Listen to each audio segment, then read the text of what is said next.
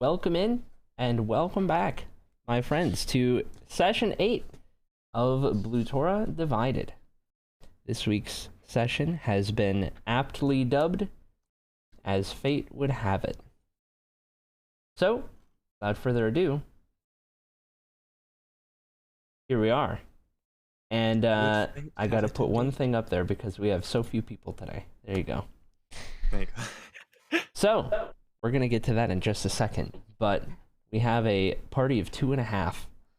2.5. I like that. Tennis counts as a half person. Yep. And as such, without further ado, why don't we jump on into things? So, Let's go. previously on Blutora Divided, our party of 5 on a quest to form an alliance between the provinces of Ithaca and Meritea crossed into occupied Elebetan territory. While Thaleri the Barbarian went off alone to get his parents out of immediate danger from the war, the rest of our adventurers found themselves in a bit of trouble. While crossing the border of conflict and into Acrylic Empire territory, the group was spotted, and a battle ensued. The group managed to scare off one of the Acrylic knights and dispatched of the rest of the soldiers before making their way a good ways north, heading off of the road and setting up camp for the night. That's what we did. Pipra, you awake to the smell of smoke.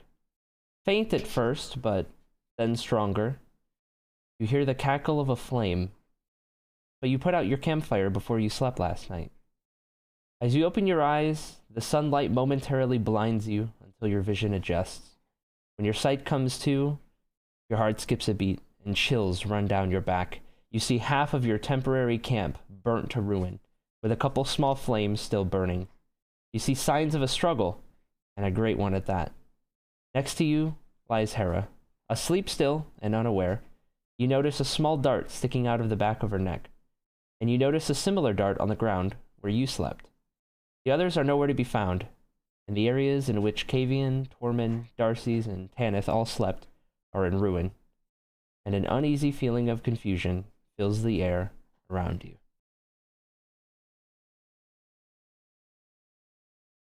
Jeepers, Hera, where's the gang?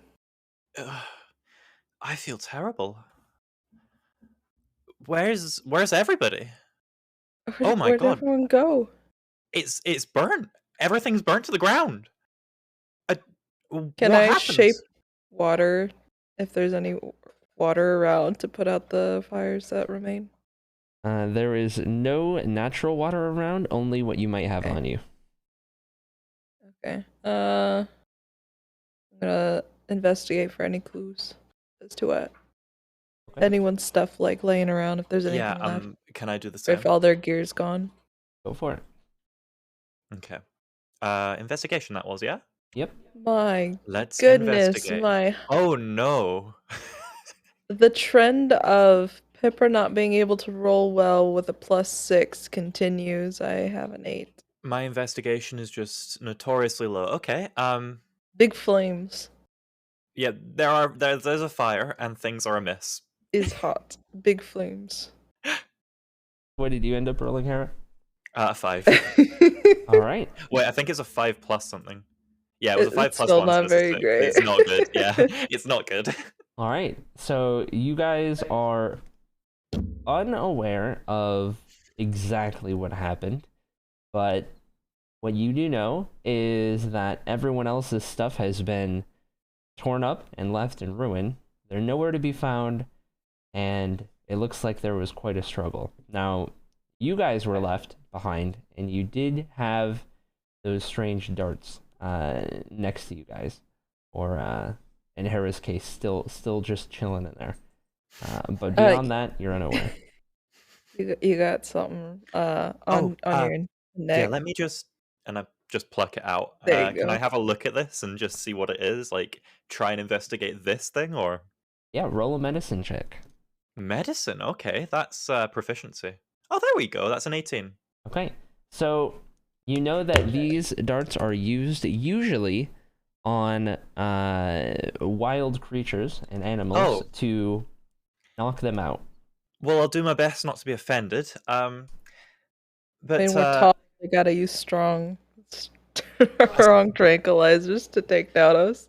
I mean, okay, yeah, I'll take the compliment instead then. Well, certainly somebody wanted us out of the picture, huh? So it seems. Okay. Now, and I'm Are just any gonna of the kind of hold. horses there? Oh yeah, have we got horses left, or are we just like The horses stranded here? you cannot see the horses anywhere. Not horse 3. Okay. Perhaps we Pipra. could Oh, see what sorry. we can salvage and see if we can find any horses around. I would say that is probably for the best. Pipra, would you mind taking a look at this? And I hand her the dart, and I go, I know what this is, but not where this is from. Have you any idea where something like this might have come from? You're gonna make me roll history. Yeah, I am. Of course, it's a 3. I rolled a 9. I can't roll high history.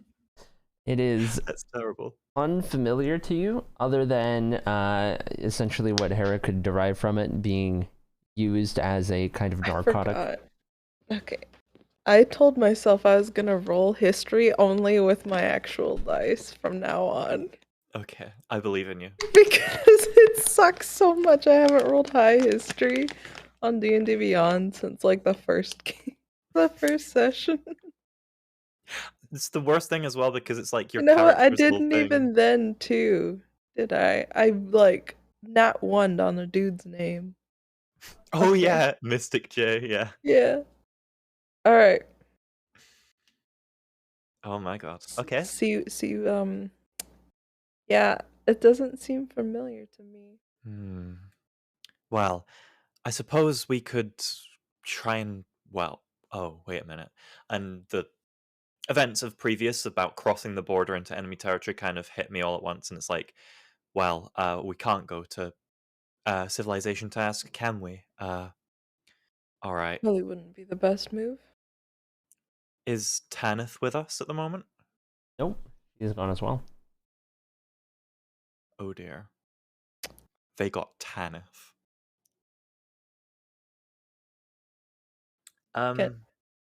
May I investigation for any footprints? You may. May I follow up this investigation for any I'm doing it with the footprints? real dice because all my plus Yes, 6 indeed. rolls suck. Okay, so I got a 20, just dirty, for investigation there. 12. So, I rolled a 6. Hera, you will notice that there appear to be some tracks headed northeast, away from the camp, which would be towards the main road, headed north through the province. Okay. Pipra, over here. Oh, okay. I think I've got something, and I'm kind of just going to point to the footprints. How old are the footprints? I'm gonna squint really hard to see them. They appear to be pretty New, or? Yep. Okay. pretty new. They don't look very old. We might not be far behind them. We might be able to track them down. Let's do it. All right. Is there anything you need from the camp, or? I'm gonna In look fact, at the camp. Yeah, what is there left in the camp at the moment?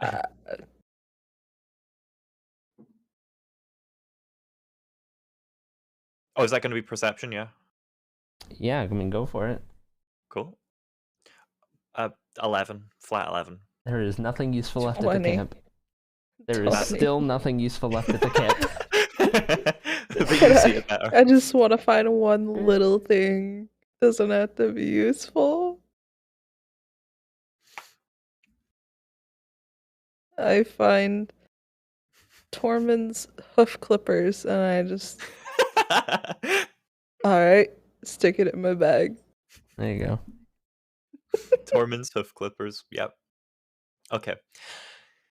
Well, if we're done here, then I think we should go. And I'm just gonna put on my I backpack agree. and hood up and just kind of at a fast kind of stride, which is probably very fast given my height. Just like carry on, like following the footprints as closely as I can. Okay. I'll be following. You gotta speak up just a wee bit, Cody. You cut out a lot. Yeah. After Because I can hear you from over there, but I know Hair is not hearing you. Thank you. so your camp being set up right here. Okay. After leaving said camp and heading northeast for a little bit, you eventually encounter the main road that cuts through the center of Alabat. And upon encountering this road, you're going to notice, Hera, that there are the tracks split off. There is a less recent one that goes right onto the pathway and then kind of disappears, assumingly down the road. And there's another one that is a little more recent, and it does not go all the way to the pathway, but rather kind of veers off and follows from a little bit removed on the side. Okay. Would I notice any if any of these had either hoof prints or hoof drag marks among them? You would be unable to tell as there were too many. Okay. Well, Pippa, I think we have a choice to make, and I don't think it's wise to split the party any further than we already have. I There, agree. there's two bits. There's two paths we could follow. One of them goes directly to the path, and one of them goes offwards towards God knows where. And I'm quite eager to be reunited with our party. Indeed.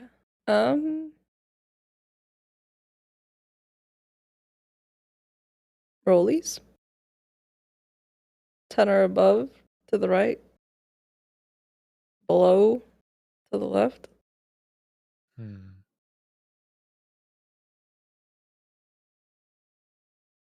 Hmm. Well, and I'm just gonna like consider everything. I rolled a 3. The 3. Count on me to roll low. I would probably know that we're heading in the right in the direction that we were going to. So, or do I have to make a history check for that, or You're determining what exactly? just the direction we headed from camp, You and it are. was like the same direction we were going to go anyway. Yes, that is correct. Okay. Well, I would like to suggest a course of action that the newer one should be followed first because, well, it's fresher, I and agree. if it was to then branch towards the town, which is directly north, where these footprints appear to be going, we might be able to follow them and find them in the city. Okay. Linsdom, I believe it's called. Am I pronouncing that right? It is Linstium. Linstium. I'll follow your lead. Thank you. I am And not familiar with these lands. I'm only vaguely familiar. We're in very similar situations, I'm afraid. And I'm just gonna staff out just hiking modes, just kind of follow the footprints that are going, the fresher footprints. Okay. How many footprints are there going in that direction? Can I tell, or One set. one set? One set are the fresher ones. One set. Yep. Okay. All right. Yeah. Well, let's go for it. All right. So you guys track these footprints for a while, heading pretty evenly away from the road, or consistently away from the road for a while. They're staying just far enough out of range of the main road. They're kind of ducking behind some of the trees as the plains start to turn into the forests. And maybe we've found Tanith. It does seem like her to go off on her own.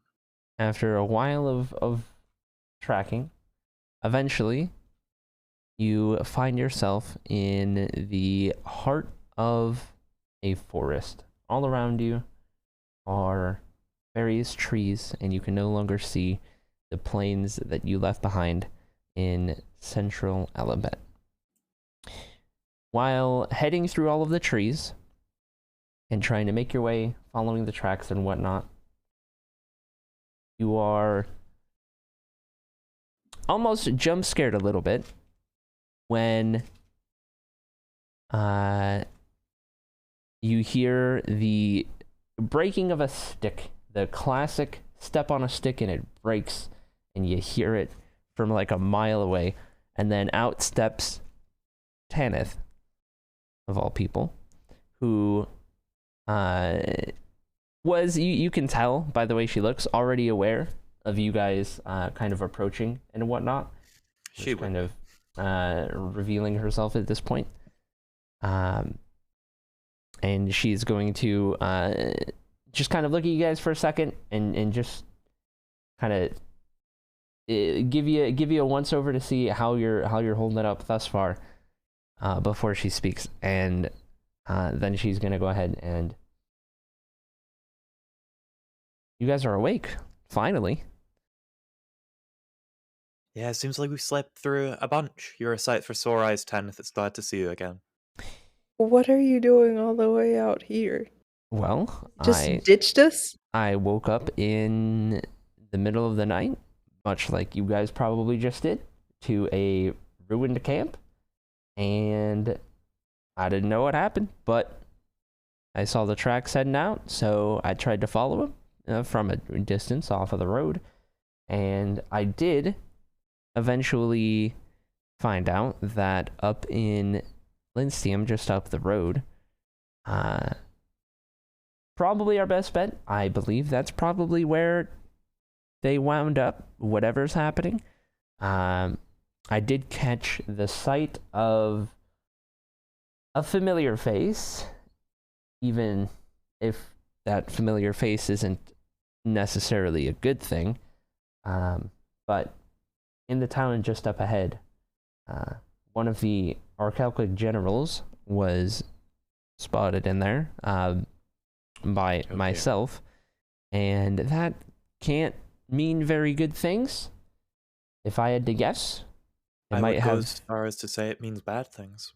Yeah, it might have something to do with the border knight who got away in last night's scuffle, potentially, and just bad timing, maybe. The general was in the area and sought to oversee what was happening themselves, maybe. Either way. Oh, that's not good. I am not entirely sure what has happened, but my best bet is that maybe you could find some answers in Linsteam. It's as I thought then. They have been taken to Linsteam.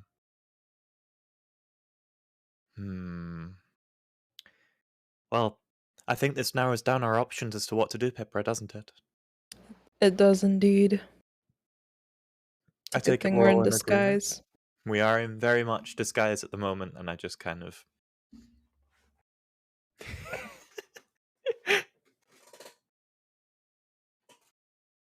Will you be requiring any disguises, Tanith, or are you content to rely on your own sneaky disposition? I should be fine. Not to worry. As I thought. You are a very I competent... still have supplies left from the wig making if you change your mind. As do I. The offer is always open. However, Linsteam. I'm afraid, as far as my knowledge goes, how much would I know about Linsteam? You would know very little about something that far north. I'm afraid my knowledge fails me this far north, but maybe Tanith, if you have any insight as to what we might find beyond the gates? Well, when it comes to Linsteam,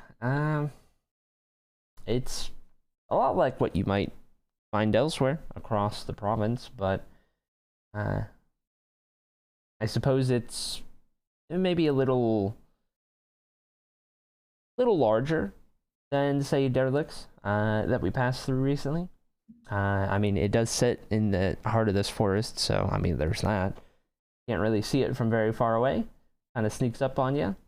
And it does have its own walls, so it's a fairly sized settlement. Getting into those Wow. walls might be a little trickier, but I was about to say.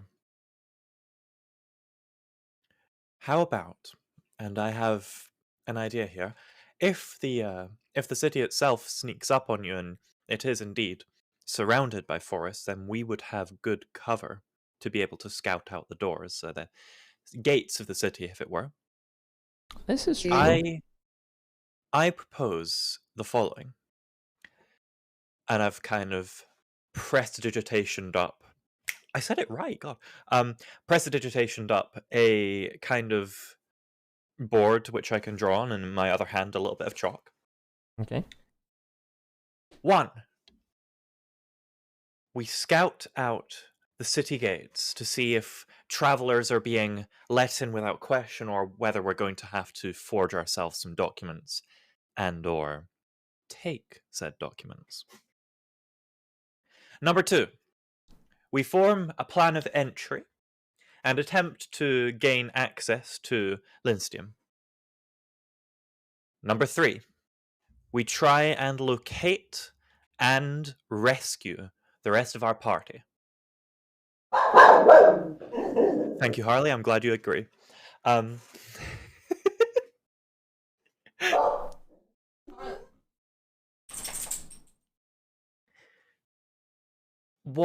What say you?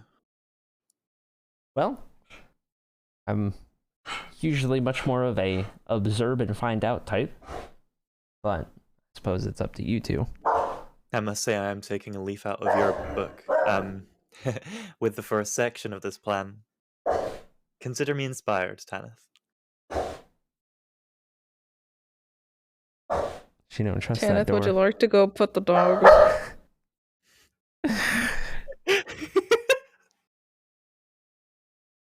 Carry on as you may. I'll be back. Well, Pipra, I must say that the hound you have in part is very enthusiastic. That she is.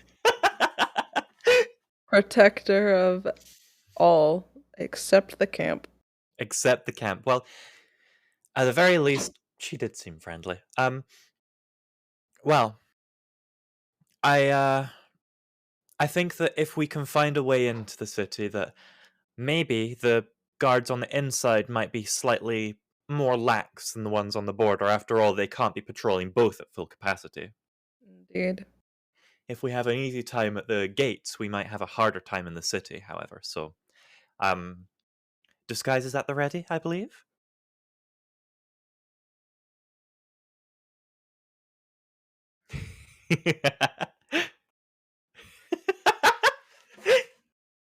Let's go. All right. So do you guys settle on observing first? Yes. I think so. Okay. All right. So you guys begin to follow Tanith as she leads you through the bits of the forest that she had already traveled once before, keeping the road in sight to your right side from a fair distance, a healthy distance, enough to be able to hide yourself behind some trees or shrubbery if need be. And eventually, you start to hear the distant sounds of civilization. And it draws closer and closer till eventually the walls of Linstein can be seen through the trees. And you're able to get yourself close enough to see the main gate from the south road into the town. And I'll need you to roll a stealth check. Okay, this is going to be interesting. Stealth check, here we go. Oh, dear God. That would be a 10. flat 3, and I have no such invisibility to cast on myself. I could attempt to try and cast random spells until I until I wild magic myself invisible, but that has an equal chance of just So what do you get, Okay. Pipra? I got a 10. Okay. Um,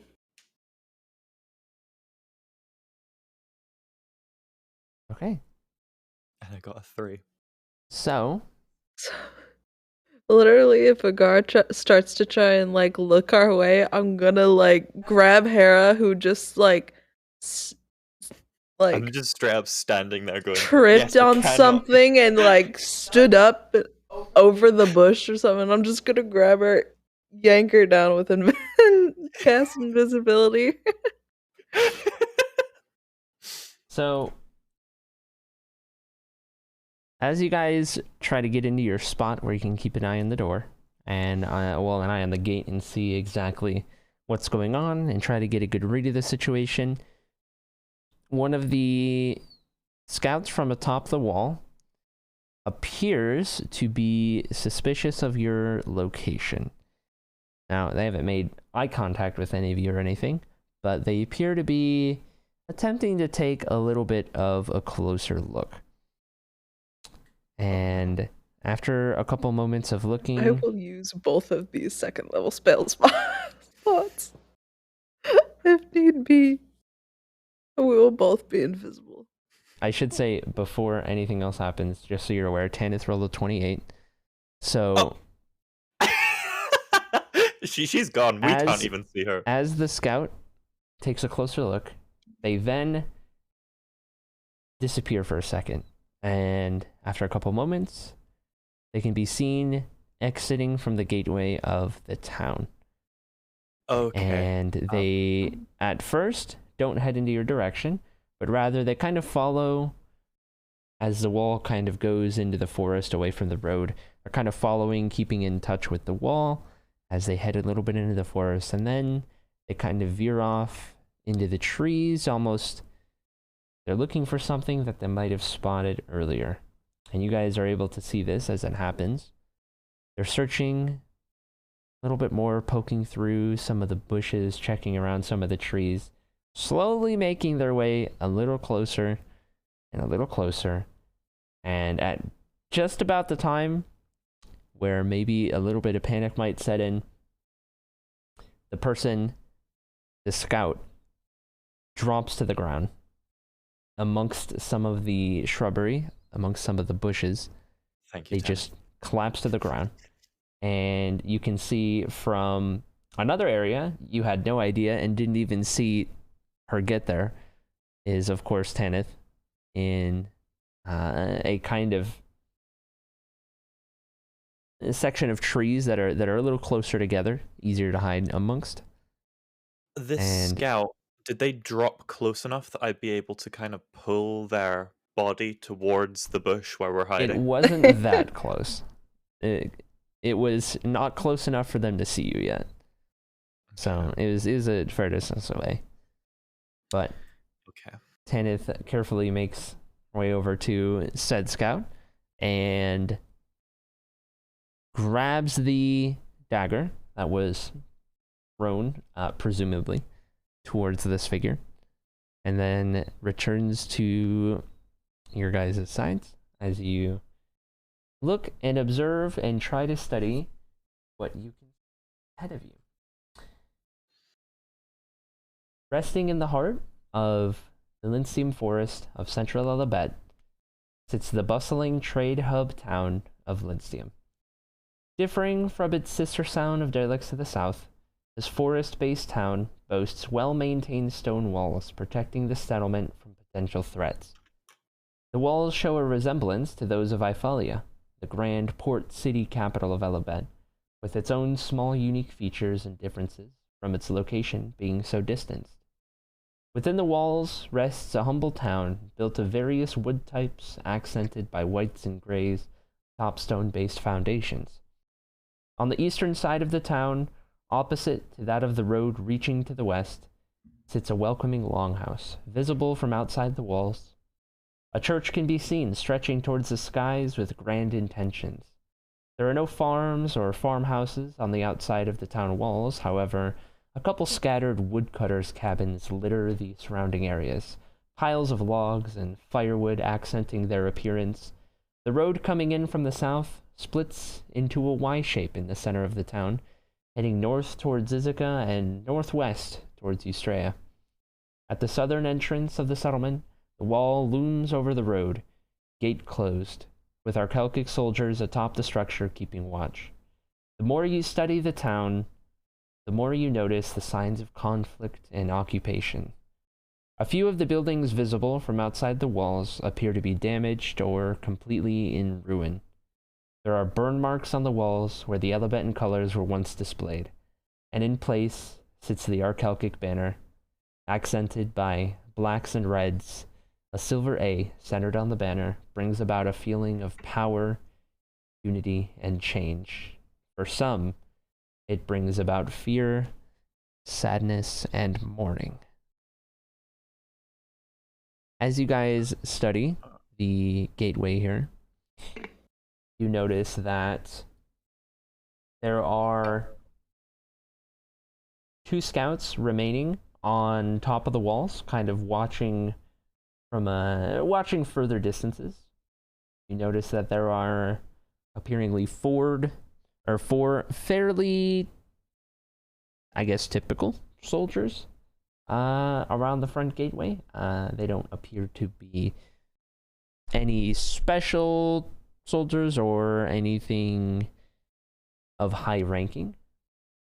Kind of typical Acrylic soldiers and whatnot.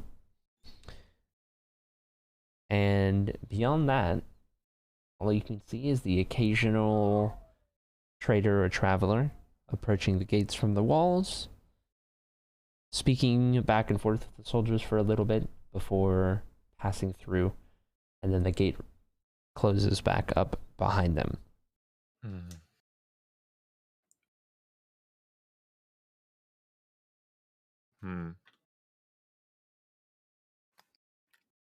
Okay, yeah, that's not good.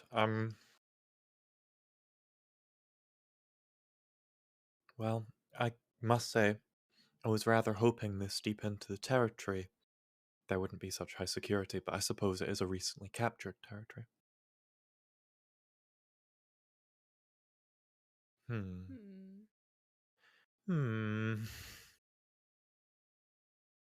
Well, Do you suppose we got like a big sack and we all got in this, just put it over our heads and we cast invisibility on it, that we'd be able to sneak through when supplies come to the gate? I think you have made an excellent plan there. Because I only have the strength to cast this strong of a spell twice, and there's 3 of us. Would I... But if I cast it on an object that was hiding us... So this is bending the rules just slightly. Would I be able to expend one of my 2nd level spell slots to help her out? It's not a spell that I know, but would that be allowed? Hera gives me some of her Palpatine power. I know, here comes Palpatine. So, to make sure I'm understanding this correctly, you are attempting to wait for some sort of supplies to be entering the town. You want to find a big enough sack. Okay. If Hera is helping to try and give a 2nd level spell slot, then I would just be casting it on the people, but I only can cast it twice. And so I have the equivalent of 3 2nd level ones. Thank you to my sorcery points. So I'd be able to... I might potentially then be able to just use my sorcery points to be able to help out rather than a spell slot directly. Okay. Basically trying to give me the power to have an extra spell slot. To make all 3 of you invisible. Yes. Then there wouldn't be a sack, but if we can't borrow the power, I'm looking for a big sack or, I will say, I will let it be that Hera can use one of their sorcery points to allow for a third usage, along with both of your second spell slot. There you go. One of my sorcery points. One sorcery point and One sorcery point. 2 of Pipra's second level spells. Okay. They are checked off. I have checked off one of my sorcery points. But now we still need to wait for them to open the gate. So I would wait to cast them until I saw someone coming to the gate, just so I wouldn't waste the hour. Okay. Okay. That's a good plan. And now we lie and wait. Now we're just lurking.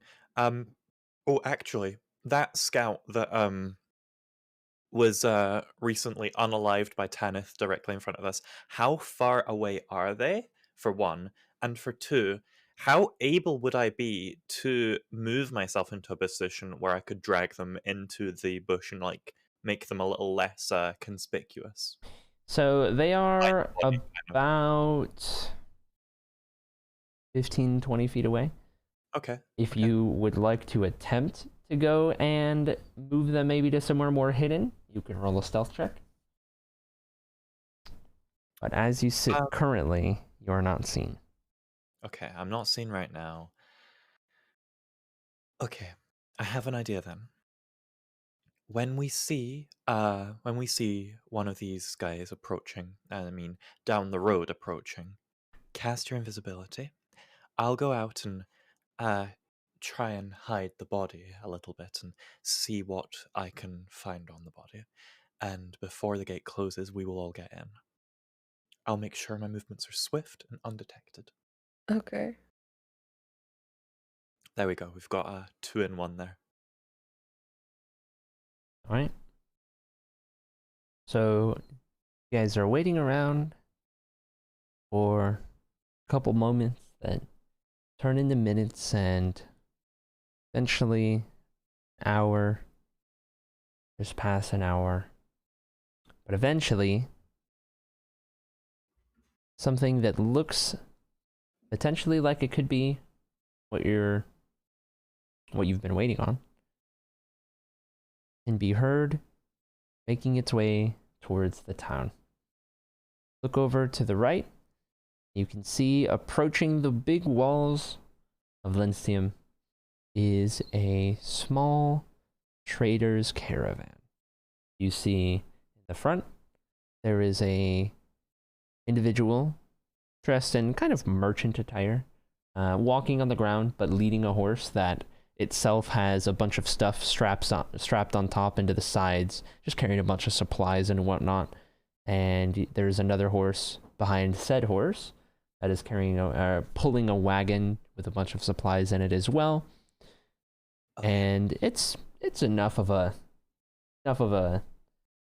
help to your cause. The gates will probably be open for a bit once they're trying to get on in. Pipra, now's the chance. I cast the things. Okay. I'm going to put my hand on her shoulder and just like let the energy that would be that third casting just channel from my font of magic instead. Okay. All right. We're all three invisible now. Excellent. I am then going to go out to this scout's body and slowly drag it back to the bush. Okay. You are able to do that undetected. Excellent. I would now like to try and see what the scout has on them. I'm looking for, in particular, not like gold or anything, but if they have that, I'll take it too. I'm looking for spoons. Got the Do they have- cutlery. do they Yeah. have any silverware that I can nick. No, I'm looking for forms of identification as a scout, and I'm assuming their armor is, as a scout, is quite light. I'd like to take it off their hands if I can. Okay.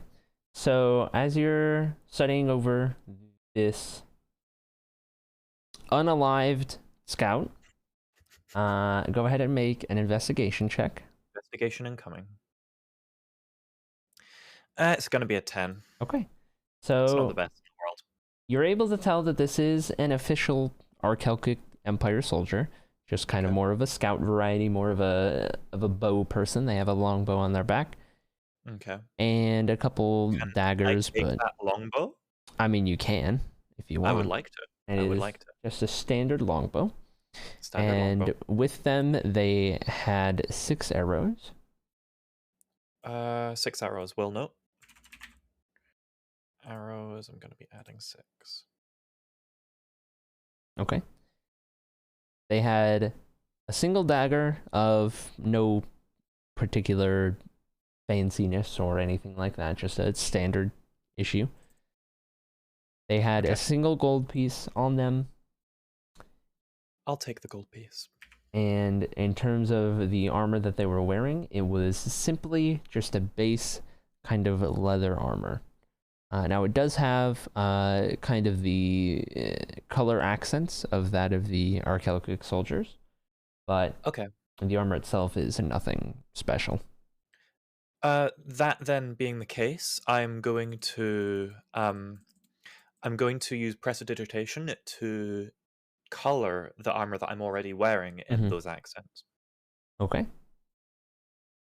As you do that, you are not able to see it per se, but you are able to kind of get the sense or envision it in your brain, in your mind, that all of the crystalline accents on your armor have turned to a more silvery color from the blue, and at the center of the so that everyone has a good at the center of the kind of cuirass where everything kind of meets, the outlining ring has turned to more of a red color, as well as the dead centerpiece, and so now you have the really dark base with the silver and the red.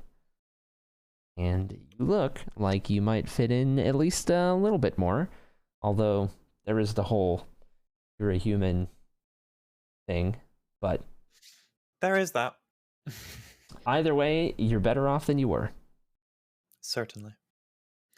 Well, let's say I'm an independent contractor from the army. I'm more of a mercenary. That's my cover story. Okay.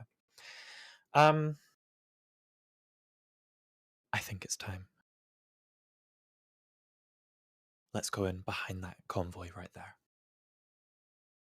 Indeed. As you guys say that, Tanith is gonna speak up from behind you guys. I'm not going directly with you. I'll keep an eye from afar, just in case. And as she says that, you can kind of, at least Pipra, your higher perception, you notice that you can hear her kind of walking off towards the wall, and then you hear like some light kind of grunts almost, and you can kind of see a little bit of like pebbles and stuff, and you get the feeling that she just climbed that wall. She didn't tell us she could. Place. Okay. Well, I suppose We're gonna crouch and just like behind the caravan. Okay. Indeed. Creeping in. Just behind the whole thing, just slowly walking through. Yeah. Yeah, just like right at the end of it. Okay. Or we can like creep in but not have anyone bump into us. You have the option of just walking behind everything. At the very end of it is a cart being pulled by a horse. There is enough room in the cart if you wanted to get in the cart itself. It's an open top.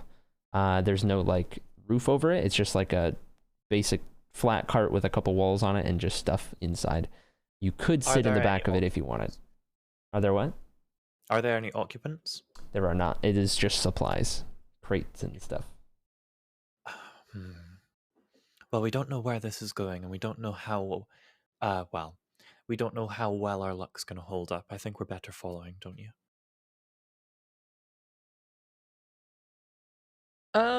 Unless your legs are tired.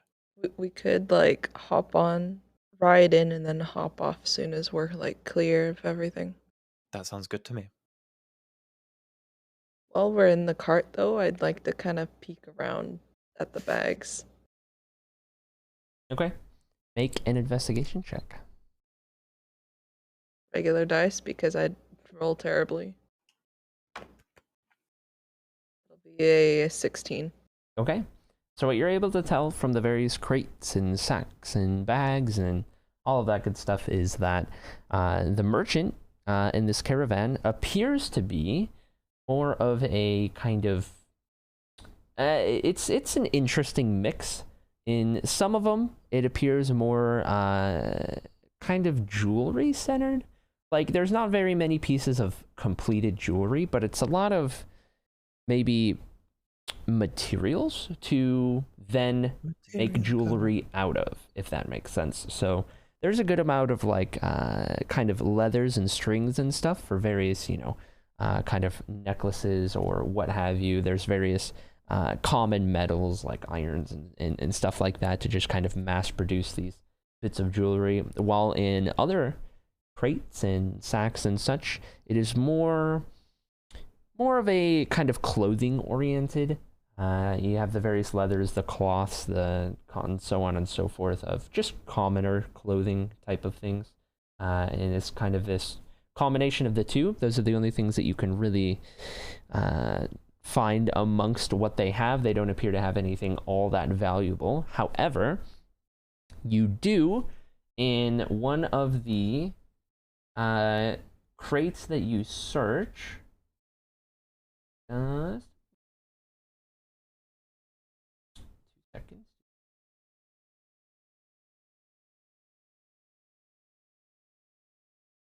Check one thing real quick before I confirm.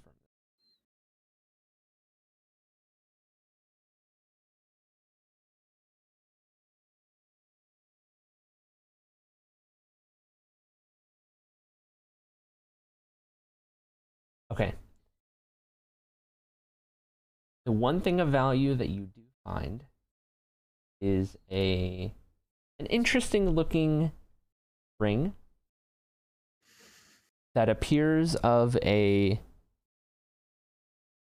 primarily black color, and then as it kind of reaches its I guess crest, if that's the right word, it has got a small emerald in it and some green accents of that same emerald color. And it looks like something notable.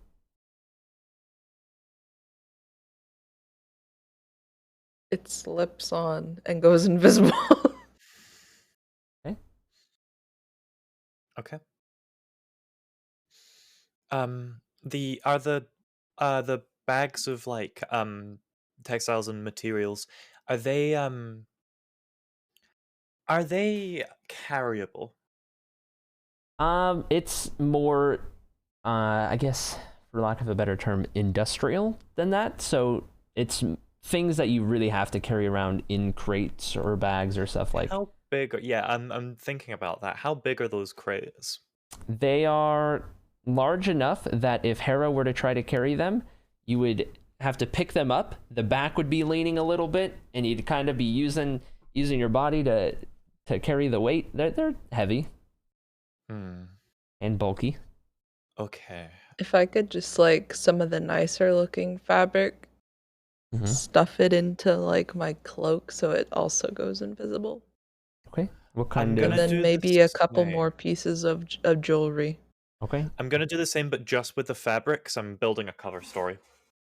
Okay. This isn't just me going, oh yes, I'm going to steal everything now. In my mind, I'm thinking we need disguises, and so like In my some mind, materials for I such. am trying to take on the persona of a mercenary that's been tasked with escorting a famous materials trader through what may be war-torn territories, and that's my job. Okay. Tanith is the famous person. All the scars are due to the needlework that she spends so much time doing, and just sometimes it gets out of hand. Okay. So you guys searching all of the things as the cart approaches the gate are able to grab what you will. And as you draw nearer, the wagon comes to a halt. and you can hear the voices of the soldiers interacting with the merchant. You can't tell what they're saying exactly, but all seems normal so far. Now, I'm of gonna- course, what's that? I was gonna say I'm gonna look for an alley for us to like duck off the thing and run and hide in. Well, you're not in the city yet. Or not. As you guys Okay. are crossing through the gate, I need you to make a stealth check with advantage because you're invisible.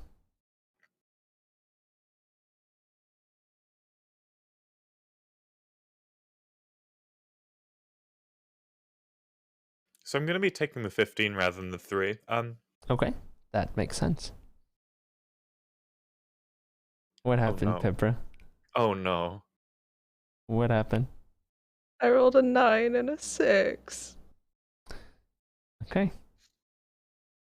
I'm getting ready to do something, don't you worry. So, as I you can't roll good in this campaign. guys are being carried through the gate, Hera seems to be handling it pretty well, able to stay still and not really make a sound.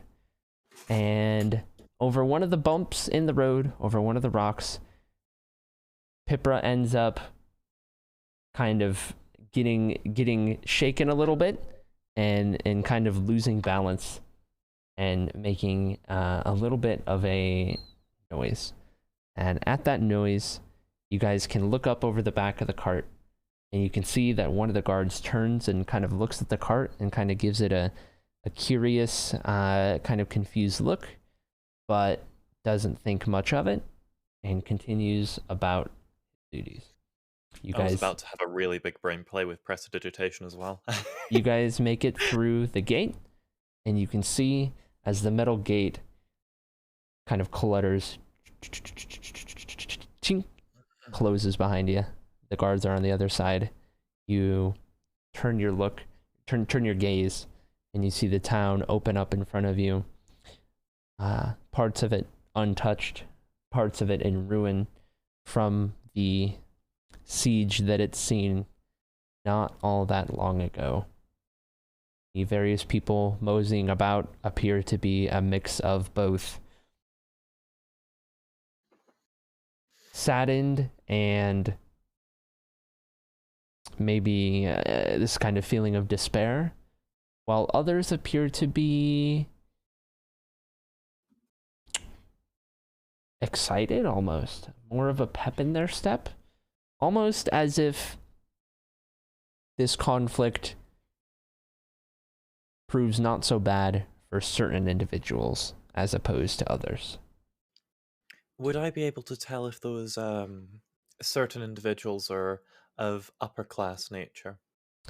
And would I be able to tell whether they have cutlery that looks remarkable? I knew you were gonna say cutlery. I was prepped for it. Make a perception check. Perception check incoming. Got any cutlery? It's a 4. So they just appear like people. It's just They do. for the first They're time. people. For the first time upon your travels, you are noticing that there are people who appear to be more in favor of this occupation, which catches your attention for just a moment. However, you guys are now in the town, and the cart is continuing to travel down the road. Should you want to disembark? I think now's our time. Yep. You guys just are gonna able hop to disembark without an issue. You're still invisible. Tanith is still invisible, but you have no idea where Tanith is at this point. Tanith is wherever Tanith wants to be. Just trusting that he's at least got her eye on you.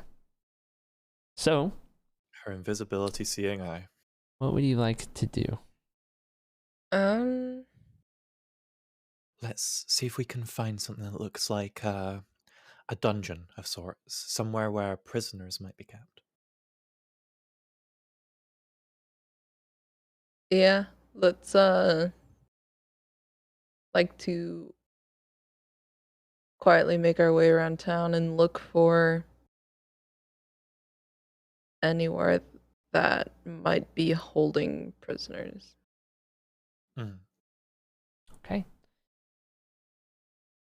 You guys, after a little bit of searching, come to the realization that your best bet is probably the longhouse that you could see from outside of the walls as well, as it appears to be the residence of the leadership of this town. Mm. Okay. Does it look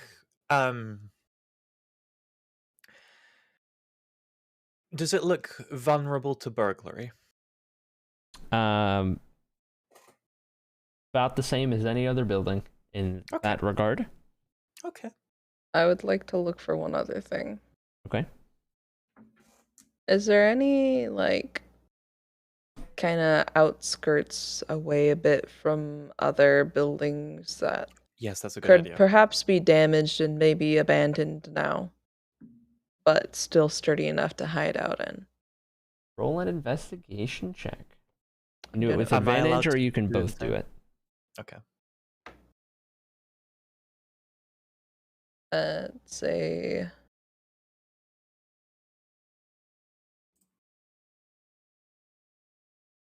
Mine was really poor. It was just a to flat. 21, Oh, nice. Okay.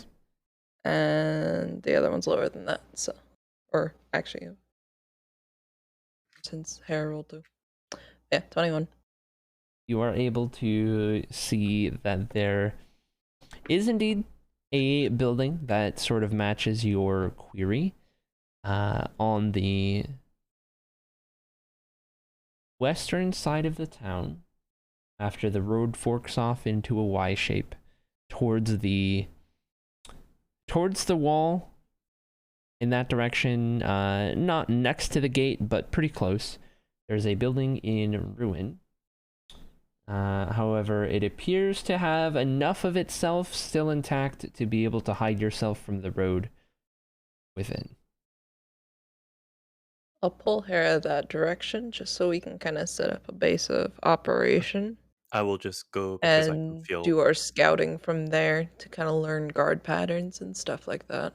that sounds good. Okay. You guys are able to get there without an issue. Now, while there, what exactly are you looking for? Trying to study? Trying to figure out? I would like to try and time intervals between guards passing, what streets I can see where they're roughly coming from and where they're roughly going, and see if there is ever a time where the intervals align so that there's a free period of about 5 or so minutes that I'd be free to go and take a closer look at the longhouse. Okay.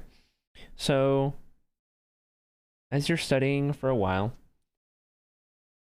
it appears as though there is a single guard that patrols the street that this house is right off of.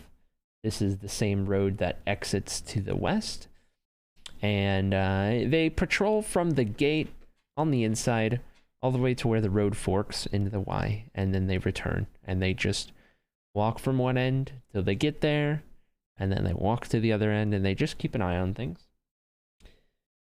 Outside of the gate of this western gate here, you can see, you can make out two soldiers similar to the gate you entered on the south, one on either side.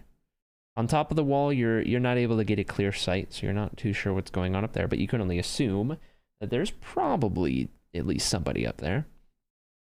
In terms of the longhouse, which is on the opposite side of town, but you are able to see from this western road, as if you were to picture yourself coming in from this western road, you get to the heart of the town, and then there's one road that veers left and goes north, and there's one road that veers right and it goes south.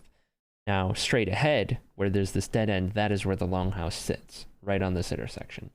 So you're able to get a decent view of it. You can see that there's two guards at the front, two soldiers, one on either side. just like the outsides of the gates. There appears to be another one that is patrolling one of the kind of upper balconies, kind of watching from far above, keeping an eye on things, some sort of scout maybe, or something similar. And in terms of the soldiers, the guards, that is everything that you're able to see, everything that you're able to observe. The guards that are at the post of the entrance of the longhouse do not move. They are simply just, meant to stand there. And as for Pipra, is there anything specific you're looking for? I will kind of be watching the roads and the town to kind of observe the people and see if I can determine any people of interest or anyone that walking around that could be like higher ranking military, anything like that. I'm watching the people. So make a perception check. I cannot roll anything above a 10 on D&D Beyond. Would you like I me have to not rolled anything higher in so long. Sounds like you gotta start rolling there. actual dice. I didn't know I needed to do it with everything. I was just doing it on my +6s. I'm the opposite. D&D Beyond's better for me. I just get flat everything. It's better in the other campaign that we do, but this one I cannot roll high. So what was your total again? 8. Okay. So you don't notice anybody of a particularly high-ranking office or of import, but you do see what appears to be a courier that hastily makes their way in from said western gate that you're next to, all the way into the longhouse, and they disappear within. What this means could be anything, but you notice it at the very least. How long have we been here? At this point, you have been in the town studying everything for about half an hour. Okay. Half an hour? I think we could go up and have an actual look at this while we still have our invisibility. Yeah. Half an hour, you say? Are we able to see ourselves in invisible form, or is it more of just an instinctual thing? It's an instinctual thing. Like, I if was you going to wave your prestidigitation. hand, like but you don't see it. Okay.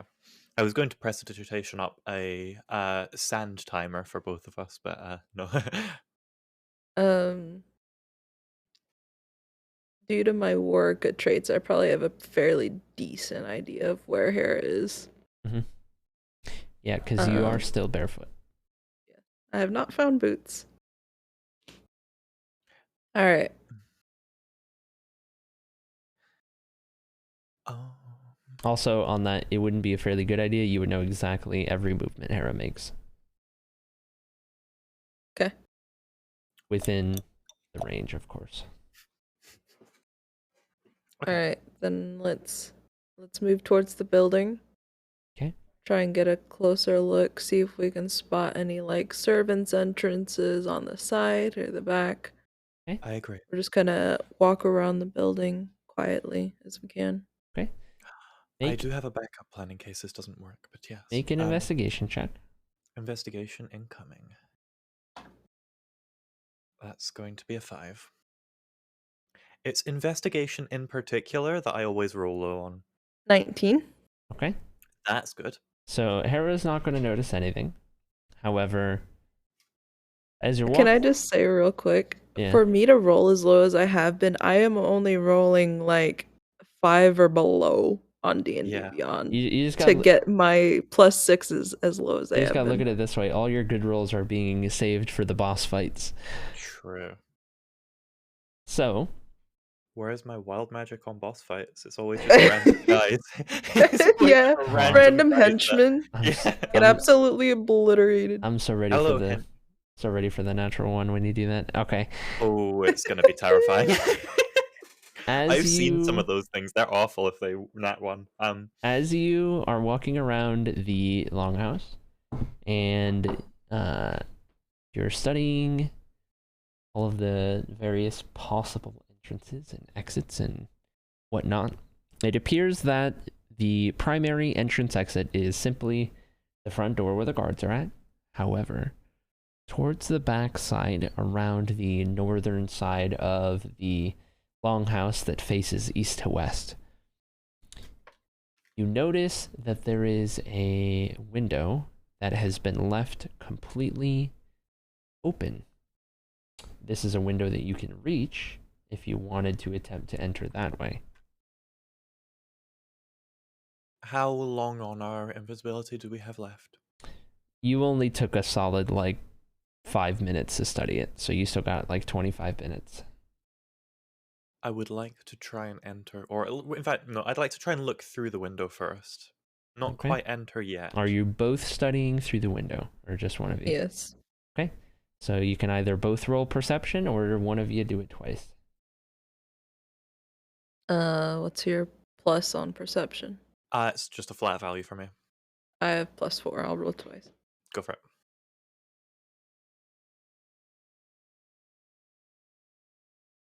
That's a dirty 20, Ooh. and that one's lower. Okay. So you are able to tell that the room that you're looking at through this window appears to be some sort of kind of kitchen area.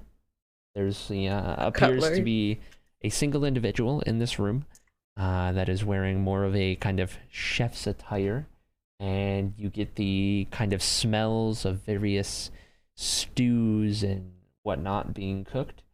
And you get the idea that they cracked the window open as it was maybe just getting a little toasty in there from all the cooking going on. There appears to be a fair array of sounds, various metals clanging and sizzling and steaming, and It's a kitchen.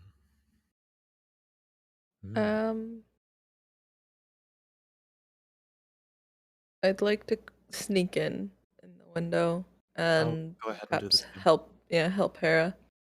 But I'd like to pay special attention to feel if she tries to go for any cutlery. you'll be Because on we need to stay on target. I You'll- want to try and find the papers would the like courier had. I would like to attempt to lift any cutlery that I know. So with your racial ability, so that everyone's aware, with the racial ability Yeah, it hasn't been explained. of being a Waraka, while barefoot, at least on the bottom of your feet, you are able to, what is the range? Is it 25? No, it's a pretty decent range. Is it more than that? 50? I thought it was 50 or something. I'll check again. Like, I can sense people far out. Features and traits. But it's been so long since I read it that I don't remember. Yeah, 50 feet. Okay, so as a worker, while barefoot, you can sense any and all movement within 50 feet of yourself, so long as it's on the same surface as your feet are on. So, if you're on just I got all the first level right now. if you're on the normal road, you'll feel everybody walking around. You'll be able to know exactly where they are based on the vibrations in the ground within 50 feet. However, if somebody's 5 feet away from you, but on like a little wooden stage that's a different setting, you won't be able to tell. So when you're inside of the kitchen, you'll be able to tell where both Hera is and the chef at any point. You just can't make out like their arm movements. You just know where they are and what kind of the direction they're going or stuff like that. All right. I would like to look around once we're inside to try and spot what room the courier would have gone to. Okay. And as for Hera, are you just following? Yes, but I am going to passively look to see if there is anything of value like around, whether that be cutlery or not. Okay. So The stinking silverware, dude. through the kitchens, you don't appear to see anything that appears to much silver forks. of your particular search. About to Right steal in the the chef's ladle. I And- would totally. Okay, can I see if there's a chef's ladle nearby? And Pipra, as you're looking around to try and determine where this courier had gone, at first you are unable to find anything promising, but after searching around for a little bit, you come upon a room in which you can hear a couple of people talking. I'd like to eavesdrop. Okay. Make a perception check.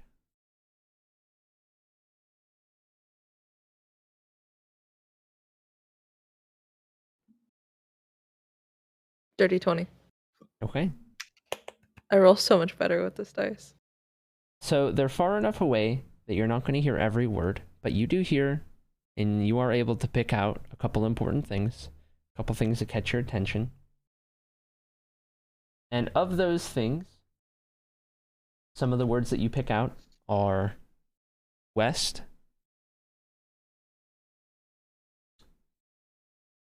General Friyun, Noting this down. Friyunn. Yunn. Like that, yeah. I don't have the group chat up if that's what you. Oh, Friyunn. Yes, that is correct. Okay.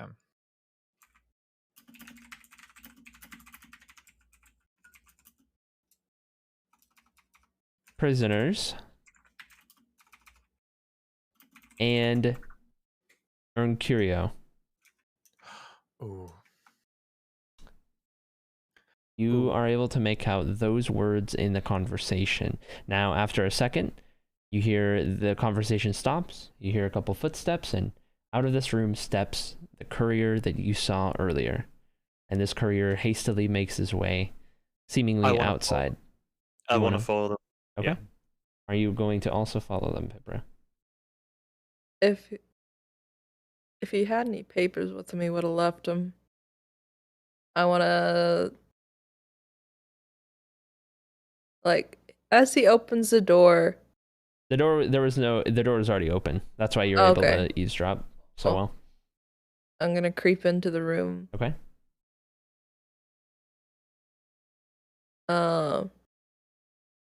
Is there like a person at a desk, or where is this? When you other step into the person? room, you see that it appears to be some sort of maybe strategy planning type of room, maybe wartime type of room. There is a table in the center with a map of Elabet on the kind of table facing upward. It's a pretty big map.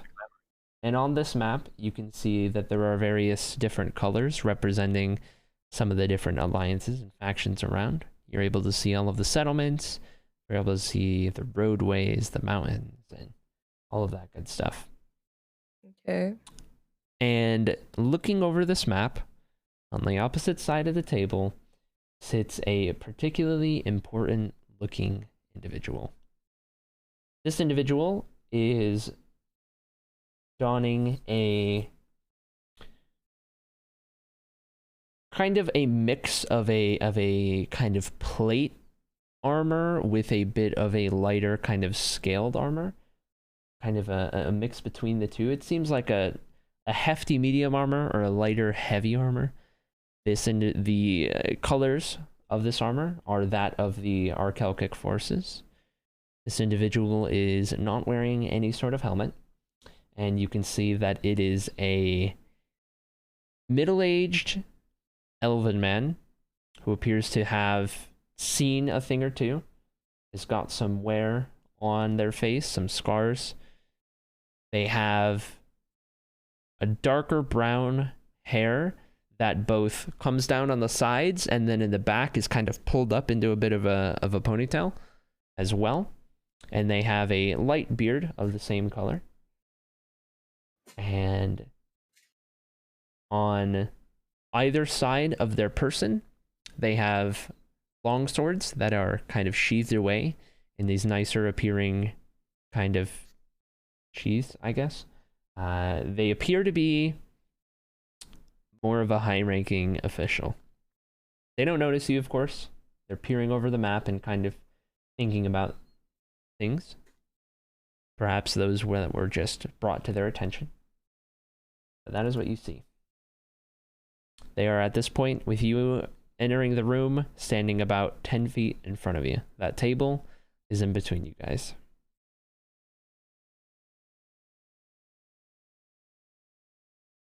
I don't suppose his dinner could be ready and he'd go to eat, right? No such luck. Alright. Could I, mimicking a sound of a bell, make him think that it So, was? if I'm not mistaken, at this point, you are following the courier, yes? I am, but only to determine whether he still has papers on him. I was about to go see if I could investigate him from So, either afar or as Pipra dips into the room and you follow the courier ducks into a left-hand turn, goes down a hallway for a little bit, passes a couple different rooms, it takes more of a right-hander, and at that right-hander, it opens up into kind of a main hall. And when in this main hall, you're able to get a little bit of a better look. The courier appears to be carrying a kind of satchel around their right side, which appears just like some sort of normal courier satchel type of thing. And they look to be in a little bit of a rush, but I mean, couriers usually are. And they are making their way towards the exit of the longhouse. I would like to try and have a look into their satchel as they're moving, see if I can just, at a flash, see if there's any keys, any papers. Roll a sleight anything. of hand check. Sleight of hand incoming. It's going to be a 12. Okay. So you're able to, as they're making their way towards the exit, kind of keep up and try and get a look into the satchel. You're able to open it up undetected, and as you're kind of moving along, try to peer on in there. But from what you can tell on the inside, it appears to just be standard kind of things that you might find on a courier. There's just some various papers, some of them being, letters, some of them being more document type. There's even, a journal or two. There's some smaller kind of items that you might find in there as well, just kind of random knickknacks and such, but nothing that particularly catches your eye. Is there anything branded with the Archaic Empire's stamp, the seal with the A? Not from what you can see. Okay. I'm gonna close their thing and just return back to the kitchen then. Okay. I am done with this courier. I have a question. Yep. Pipra's intelligence is 18. Mm-hmm. She's smart. So how good would you say her ability for memorization is? It's pretty good. Then what I would like to do is just quietly peek around at whatever the dude looks at, not touching anything, but observing and trying to make note of any important information I might spot. Okay. So, from what you can tell, he appears to be looking at the northern bits of the Lyncium forest, the stretch of road and land between the town of Lyncium and the village of Griel to the west. That appears to be where his focus is. He then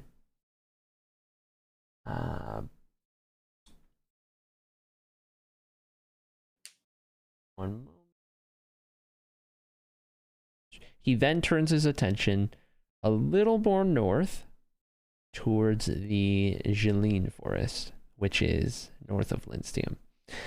That general area, from what I originally described to you a little more north, is where he's focused on. This kind of northern central territory of the province. Now, he obviously doesn't say anything, as he's the only one in the room. He's not marking anything or writing on anything, just kind of studying the area and thinking to himself. Does he have any letters on his desk opened? There appears to be a couple of various kind of parchments and papers and whatnot from what you can see. They don't appear to be anything too important, but there is at least something. Does he have any sets of like dungeon keys? Oh, From on what- that note, sorry. Make an investigation check. On that same note as well, am I Natural 20. Oh, nice. See, this is why you That's a should always 26. So on his person, you do not see any keys. However, upon looking around the room a little further, there is what appears to be a little bit of a kind of desk off into the corner. And on the side, it's kind of tucked in this corner. On the side of the wall, if you were sitting at the desk, you could just kind of reach up onto this wall. There's a couple kind of hooks where there are some various key rings attached. And you do spot those. give them a good look. See if you can remember them. Remember the keys? Mm-hmm. If you can describe them to me later, I can do something. Would DM allow this, or do I need to try and swipe them? It's not going to be that easy. I'll say that much.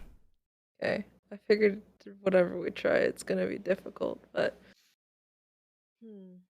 I would like to see if I could see if there's a dungeon in this house, as that was like the idea I had coming into here. Okay, as you're just wandering the halls and such, Yeah, I'm like looking around for this. roll an investigation check. Investigation incoming. Oh, that's beautiful. It's a natural one. Okay, so as a matter of fact, you get thrown in the dungeon. No, I know where it is, so I investigated pretty good, I'd say. you end up getting completely lost. You are at this point, you have been looking around and trying to find it for so long, you've lost your entire sense of direction, all your bearings, and you have no idea where you are at this point. Oh no. Okay. Yikes. I would like to study the keys. Okay. All of the keys. Okay.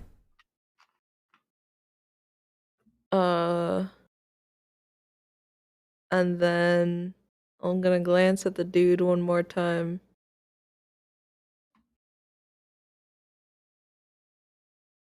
And then head to the kitchen where I assume his dinner's being prepared. Okay.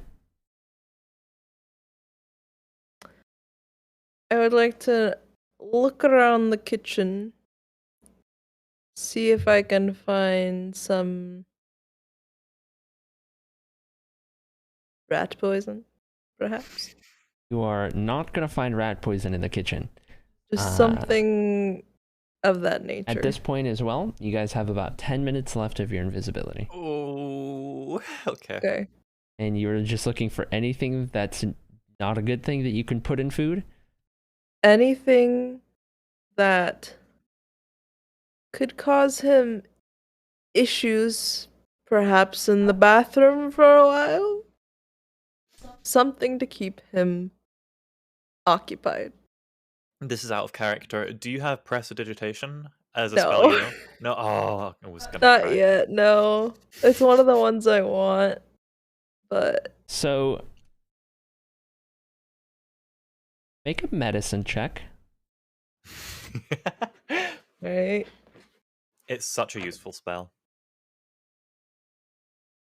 5. You are not particularly able to find anything that you know will do what you're looking for it to do in this kitchen. It appears to just be a various collection of things you might find in the kitchen, cooking utensils and plates and stuff like that. Would they have a medicine cabinet? In the kitchen, you don't see anything medicine related. Alright, I'm gonna wander through the house, see if I can spot what where a dungeon might be, or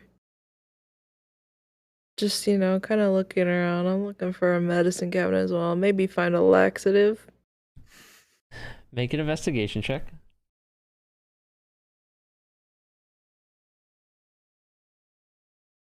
That is a dirty 20. Ooh. Them So dice are loaded. the first Rolled a thing 3 a minute ago, but hey, there's been good before that. the first thing that you are able to find is what appears to be a bit of a study, but more so rather than kind of books or a library, that of what an alchemist might use. It appears to be the office, maybe, of whoever is the kind of resident potion maker of the town or the court, the longhouse. Okay. I guess I'll be looking around the room, see if I spot anything interesting. This stuff should be labeled. You look around the room, you see a bit of an alchemy setup, some various ingredients and whatnot, just a standard kind of array of things.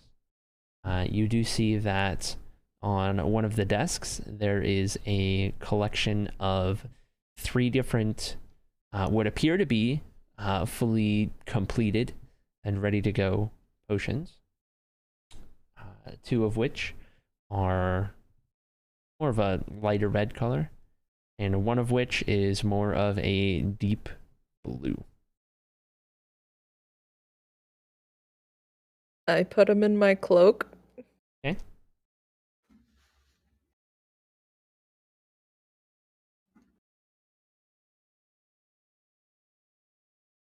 And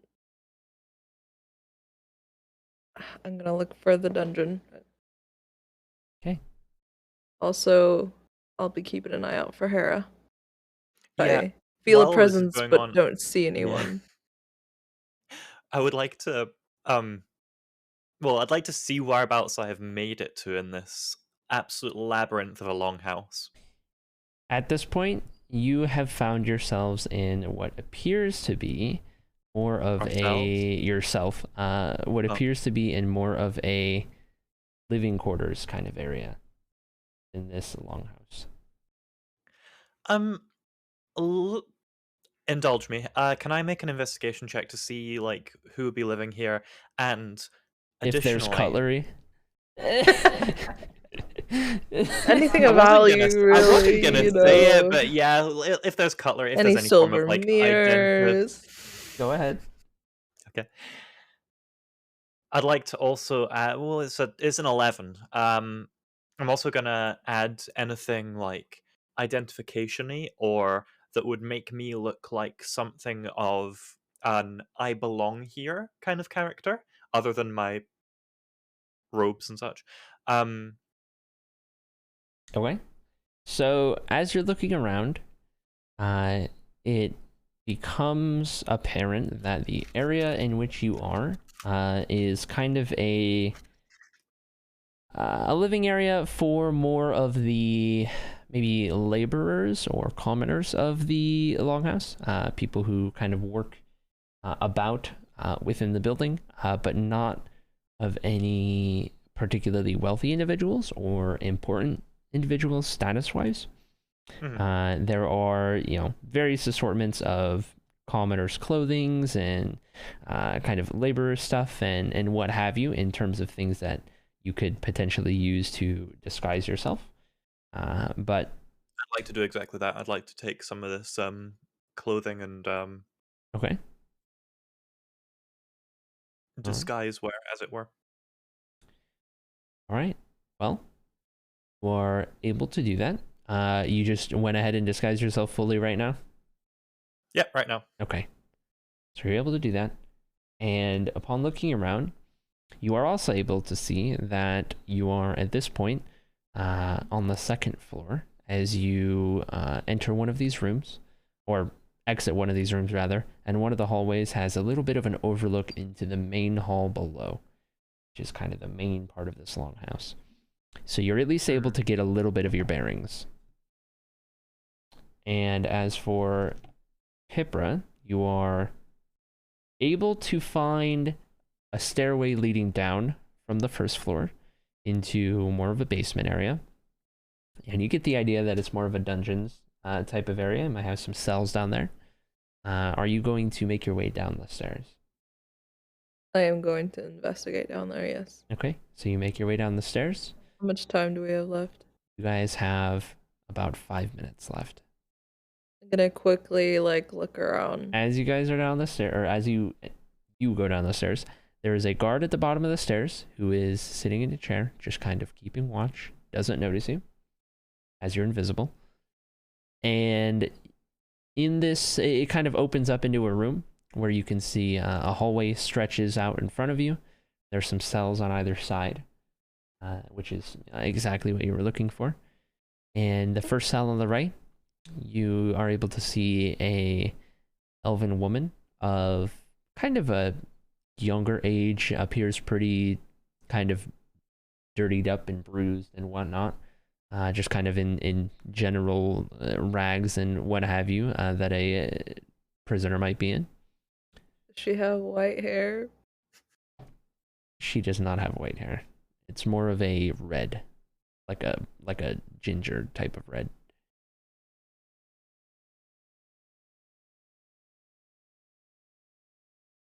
In the first one on the left, you don't see anyone. In the next one on the right, it's empty again. The next one on the left, you see an older orcish individual of Ongra descent. Again, in rags and looking a little dirty, but not as bruised. Maybe he's been here for a while already.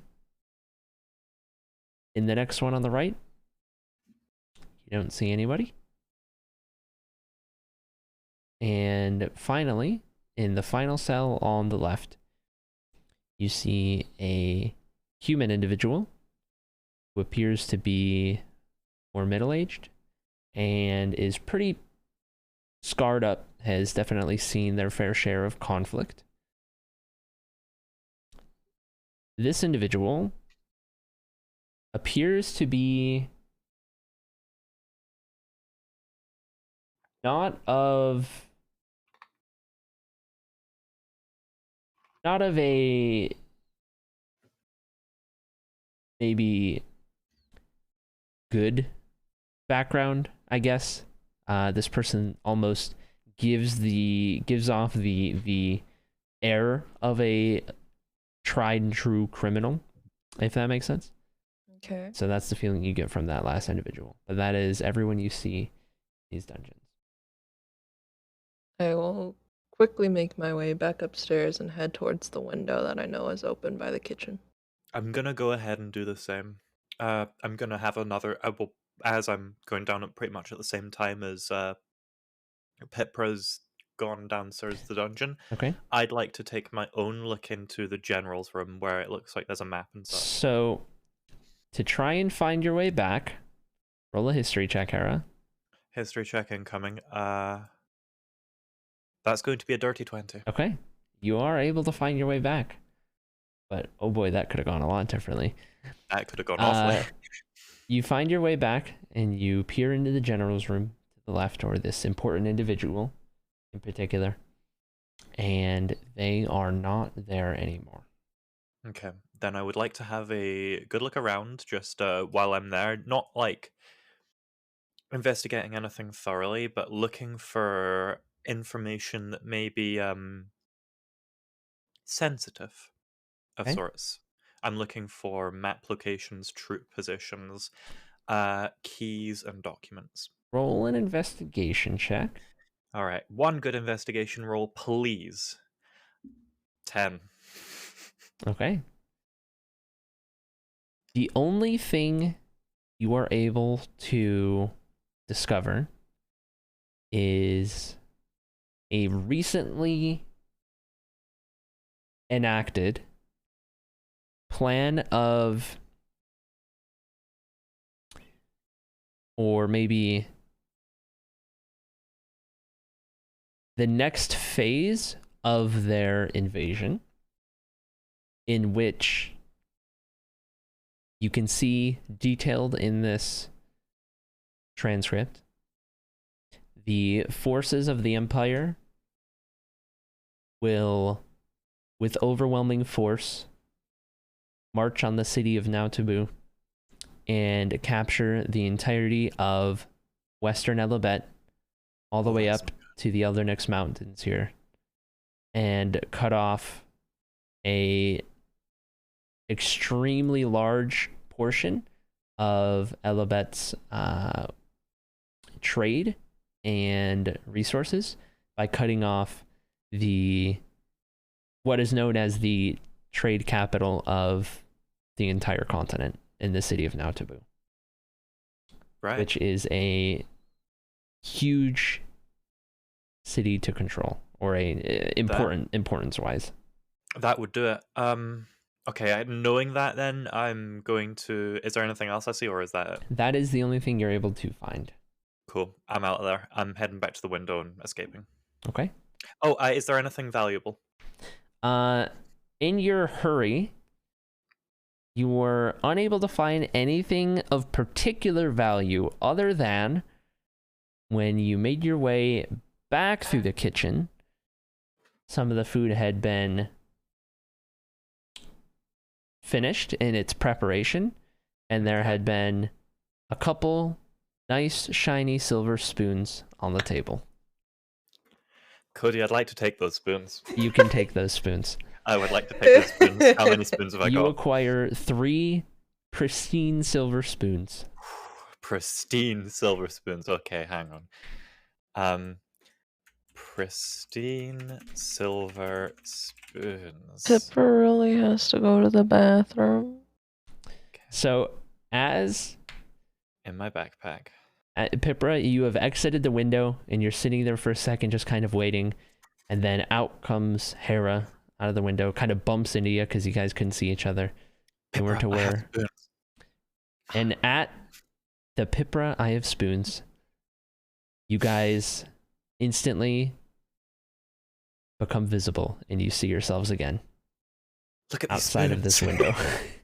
Spoons the way. You Get me can spotted. you could run to the bathroom if you need to, and we'll give it a pause for a second. Okay. I had to pee. Thank you for indulging me. How much are those spoons worth, by the way? Those spoons, if you were to go and attempt to sell them, you will get about a gold piece each. A gold piece each. All right. 1 gold piece. Thank you kindly. Pristine silver spoons.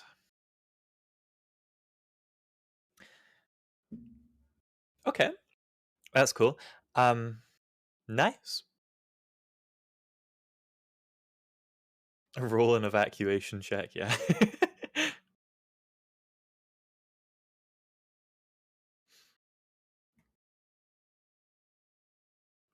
Snack check, since I have not previously been able to, but It's always the cookies, isn't it? it's always the cookies. It's either cookies or a tub of brownies. That's fine. Those are the 2 things that I am always gonna get. That and chicken satays, which I had an awful time with earlier. Yeah?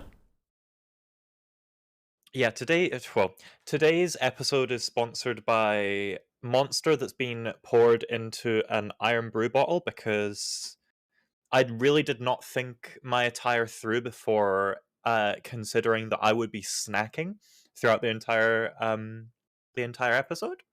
That's one way to do it. It's one way to do it, yeah. Figured that's easier than a can. Yes, today is sponsored by Taste the Difference Triple Belgian Chocolate Cookies from Sainsbury's Supermarket Limited. Wow. 10 out of 10 ad read. Couldn't even tell you were reading off something. Is pure focused in the background, yeah. Yeah. Limited, exactly. Yeah, there it goes. Hang on. I don't know if there's any information I need to cover. Oh yeah, it's got a postcode. I probably shouldn't dox myself. But yeah, there you go. Sainsbury's sponsored this. They didn't. I just went and bought something, but there you go. There you Give go. it up for Sainsbury's. Easy clap. Easy peasy, easy peasy. I'm so glad I got those spoons. That's a major itch scratched. That's a major itch scratched.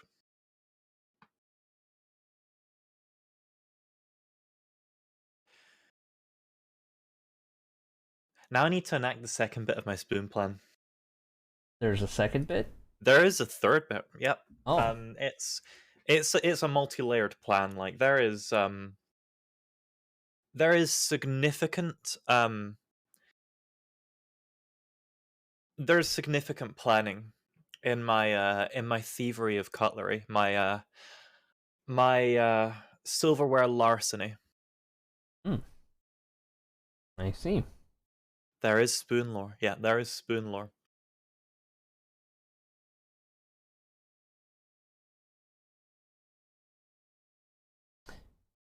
We're walking back, and Hera pre-digests I my can indeed. Yeah, here is priesthoodization, and I'm just going to as we're walking, just go. Pipra is now clad in a cloak of a deep black, red, silvery kind of way, with the emblem of the Archaic Empire, an A crescent silver, emblazoned on the back, as though an official had stamped it with their own approval. Very similar to my own colors, although mine look a little bit more rugged as I cast it in the forest.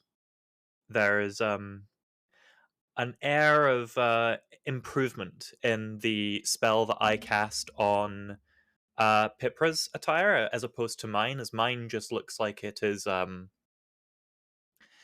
It doesn't look as official as Pipra's does. Okay. Almost as though they are more central to the operation, and I'm merely some assistance to it. Still branded with the same colors, but not quite central to them.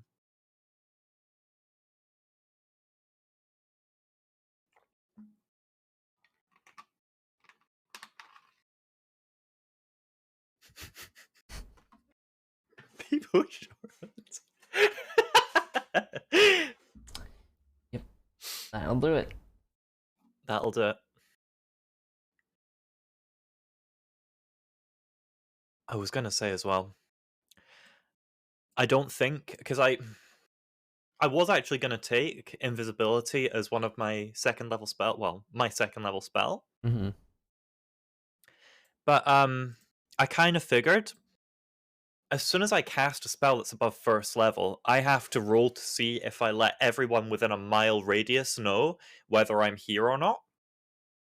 And there is like a 5% chance that, yes, I do indeed let everyone in a 5-mile radius know that I'm right there. Yeah, that would kind of undo it. It kind of would undo it, wouldn't it? Yeah. So I kind of figured it's not much use having invisibility on a blaster caster. So Hera is about as stealthy as an earthquake. I mean, you could get lucky and cast invisibility and then get a 20 and then get to choose that you cast muffle on yourself and then you're double hidden. Ooh. But That I mean, okay. that's not a very high chance. So it's not a very high chance at all. It's really not. Hang on. Or you could land on 14. Each creature within 30 feet of you becomes invisible for a minute. There's so many options. Imagine there's also casting that in like a city in like a crowd, and everyone becomes invisible. Everyone vanishes. Oh, that would be wonderful. There's also a chance that I just cast Thunderwave, and those people that would have gone invisible are now blasted back as I turn invisible, just as though I've vanished out of existence and replaced myself with a vacuous cove of air where it's just clapped back in and. Oh wow! How wow! What else is there? Oh. each creature within 30 feet of Yes, you takes Ava. 1d10. What kind of person do you think I am? Okay. Cookies, let's go. So here we sit outside of the window. Pipper's cloak has been edited to match the colors of that of the Acrylic soldiers, and that will last for about an hour before it returns to normal. What is it that you guys would like to do?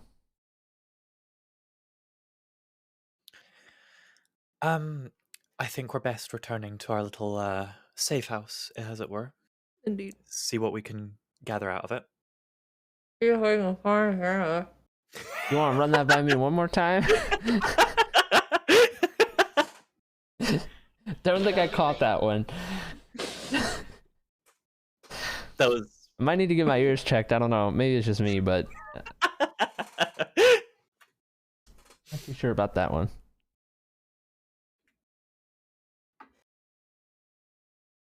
See if we can find Tanith as well. Okay. And yeah, Potato, I have brushed my teeth, so technically yes. So you guys have made your way to the abandoned house? Yep, we're at the abandoned house. Okay.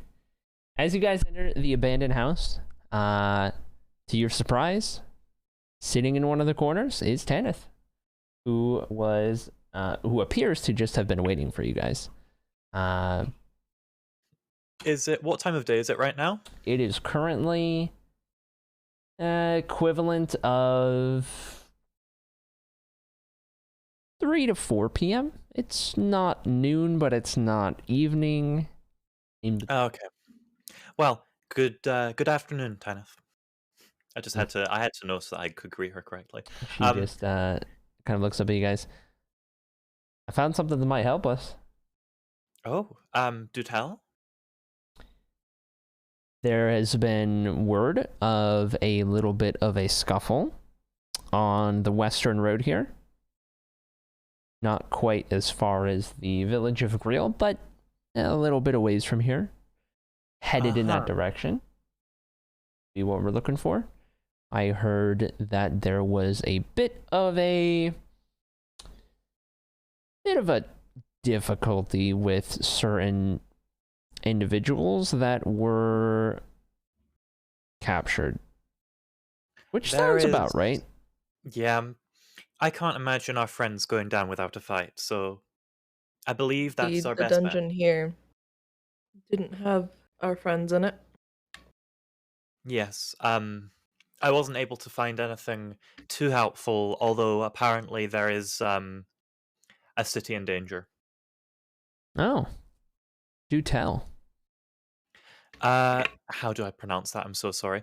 Nabatu? Nautabu. Nautabu, thank you. Nautabu is to be attacked. Interesting. With overwhelming force, I believe. You know, I've got to say, hurt. I'm surprised it hasn't happened already. As am I. It's something of an important location, isn't it? That it is. Oh, sorry, go ahead. I'm sorry. Would we know if any soldiers from here, from Lyncium? this Lyncium, would be headed to join them in that fight? You would not know. Would I know? From the documents that you read, nothing indicated that any of the soldiers from nearby towns were to make their way there, but rather there was specifically dedicated kind of squadrons that were rallied together and have already been marching that way as of recently. So they already have everyone that they plan to use. I see. I'll tell you what I'm thinking. What are you thinking, Pipra? I'm gonna hold up the potions I stole and see if I can figure out what they do. Can I have a little Arcana check on those? You can both, or one of you can do advantage. I have proficiency, so I also have +6, so I got Oh, proficiency with nice. those. Okay. Should we both roll in, or? Yeah, let's both roll. Okay. It's going to be a 16 from me. 13. The 2 lighter red potions you grabbed are standard healing potions. Excellent. And the deep blue one is a poison. Now, upon ingesting that deep blue one, whomstever that liquid's bloodstream it enters will take 2d10 necrotic damage. What I wanted to do was That's poison nearly- their supplies so that the soldiers would be struggling and it would give Natabu a better chance of fighting back. But Now that is a good idea. we can't intercept soldiers from here. I don't know how to They're pretty far away. It's a long way away. If we were to make it to Nautabu, am I still pronouncing that right? Okay. Oh, you If got we it. make it to Nautabu, or anywhere near it, we might not make it to Vazil in time.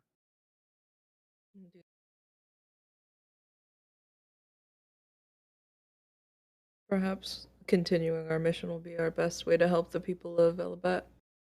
I fear you may be right. However, I have a something that I must attend to. I'm gonna poke my head just out the door, just a little bit. I'm looking to see if I can find a pawn shop of some kind. A pawn shop, or similar. Okay. Or similar. Or some kind of fence, Make i.e., a perception check. perception check.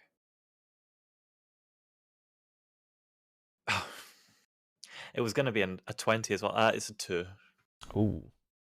I can't see anything. Just see a cluster of buildings and houses and Yeah. what have you. I'm just going to sigh and I'm just going to go. I was looking to pawn these off. There's people in this town clearly suffering under the occupation.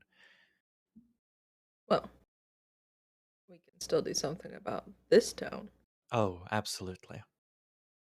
I'd like to Uh, instead look for areas of the town that look like the shall we say the invading forces treated them more poorly than the rest? People I who would like to be looking for the Acrylic Empire's personal supplies.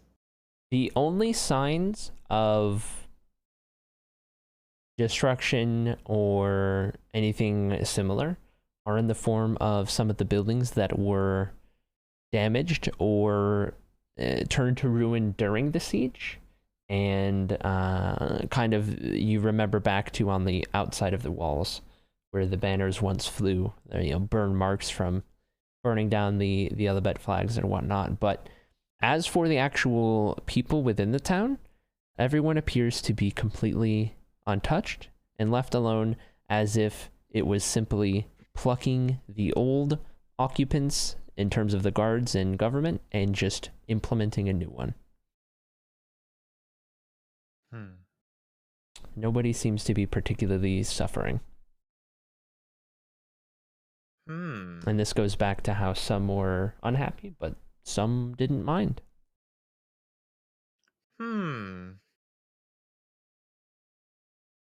Interesting. Harry's just going to kind of consider that. Okay. I will not do my plan as of yet. I'll hold on to the potions. But I will get someone. Okay. Well, and this is Tanith speaking up. Should we try our luck at heading west and see if we can't find our group? Indeed, it is our best bet, but we might also run into many enemies along the way. We'll have to be very stealthy. In lands like these, that's a given. You just got to be ready for it. True. I'm ready if you're ready. Right. Ready. Worry not. I'm gonna We- before I go, I'm gonna undisguise myself as the cop. I'm just Okay. gonna put my like red colored armor on, so like I'm not trying to blend in with the people who are in the longhouse anymore. I'm just trying to blend in with people who are generally in the town. Mm-hmm. You want to fix mine too? Oh yeah, of course. Oh wait, I already did yours, I think. I don't want the Archelic Empire logo on me. Okay, I'm I just just gonna. want the colors, yeah. Okay. And it burns off. So you like just have the it's colors, not the instant. logo? Yeah. Okay. So you guys make your way to the gate. Western gate exiting. There is a soldier up top who just opens it for anyone leaving from the inside without question. Gate opens up in front of you, and you guys walk out. Soldiers on either side watching the exit. They don't pay you any mind. And you are free to travel down the western road that cuts through the heart of the Lindstein forest. You see the sun peering through the treetops, the canopy down onto the road, the afternoon sun. Some of it obscured by the various trees, some larger, some smaller, various oaks and various other types of trees as well. It's a beautiful scene, and there's a couple people traveling to and fro. But everything here appears normal so far. Okay, all right. Oh, let's go then. All right. We must await our friend's aid. Indeed. So you guys begin down the road. Tanith following behind. You're traveling. Ava made it a quote. I'm upset. I told them to. As you're traveling for a couple moments that turn to minutes, that turn to half an hour, and then an hour and a half down the road, traveling and looking for any signs, you eventually see, in a little bit of a clearing in the forest, there appears to be a wounded individual on the side of the road. And as you draw closer, you can see that this individual appears to strike a Pipro will notice this. Strike a strong resemblance to the figure that you saw in the longhouse in terms of the equipment being worn. However, The important dude? as you draw nearer, yes, you notice that this is an elven woman in the same type of armor, right? The scale and plate kind of mix. Appears to be of fairly average height, maybe a little taller. And she's not got a helmet or anything. She's got light brown, longer hair. And the colors of the armor are, of course, those of the Archelic forces. Dropped on the road to her side, just out of reach, is a better off looking longsword. A little bit of a higher office, maybe. And this individual is not dead. She's alive, but she appears gravely wounded as she sits there and just kind of watches the day pass by. I'd like to approach her. Same. I'm gonna go. And what like, happened? Just what happened? try and investigate. Yeah. What happened? Are you hurt? She's gonna be kind of startled by you guys and like go to reach for the sword, realize she doesn't have the sword, and she's just gonna kind of sit there. You can see she's kind of dazed, and I'm just gonna go easy. You're in no Worry position not, to fight. I'm not here to harm you. You can see she's lost a decent bit of blood at this point, and she's gonna kind of look up at you. She's gonna kind of notice the colors that you both are donning and not give it a second thought. And she's gonna speak up. Well, she's gonna struggle through her words a little bit. Okay. I was to bring those troublemakers north to Syllabel. There they were to stand trial, but... And she adjusts herself. Easy. Didn't really go to plan. Troublemakers, I'm very sorry we're not... we weren't stationed near here. You'll have to explain. What are their Well, descriptions? We may be able to follow them. And I there was kind of take out a little notebook. 3 of them. 3 of them, okay. As Did you catch a face? There's a macabre man. There was this elven woman, Elven woman. and this other one. Okay. And well, it's a long anyway. They started to cause a bit of a commotion, and well, they caused that commotion and managed to dispatch of my patrol and wound me in the process. Patrol. They head off down the road, but they didn't get very far before they themselves, beaten and bruised, were ambushed by another group. And I couldn't make out too much of it, but they appeared to be bandits of some sort or something. I don't know. So allow me to run that back by you. Just make sure I've got my notes right, and I'm just dashing to my notepad. They escaped your custody and were then promptly ambushed and taken into a group of bandits' custody? From what I saw, that is what appears to have happened. All I know is my patrol's dead, they're gone, and this is not gonna look very good for me.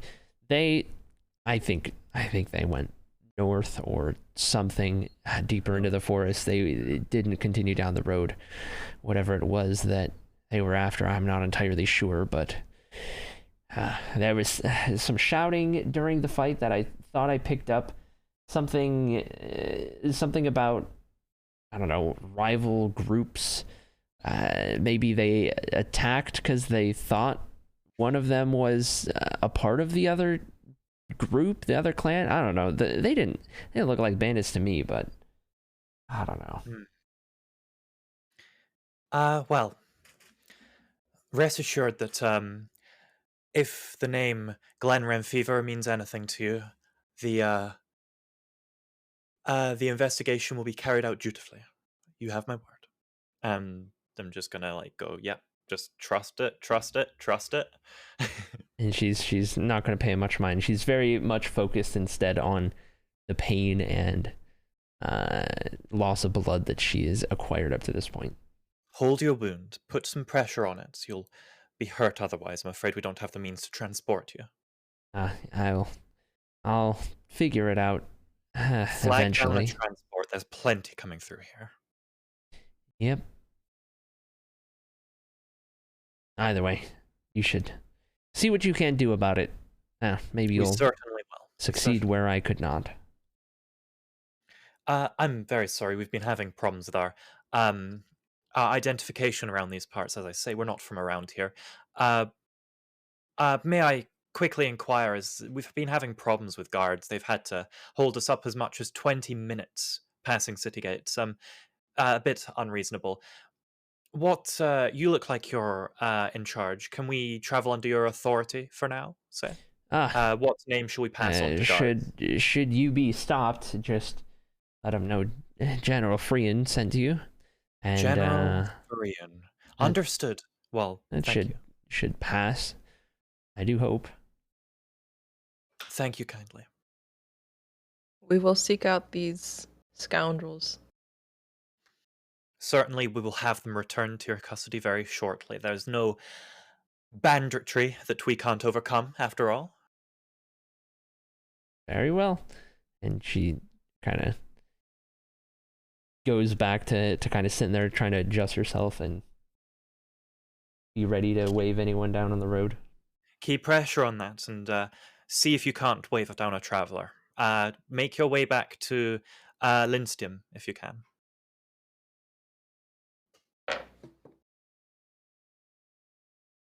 Well, all the best then, and I'm gonna head off then. Okay. So you I'll guys, follow. Yeah.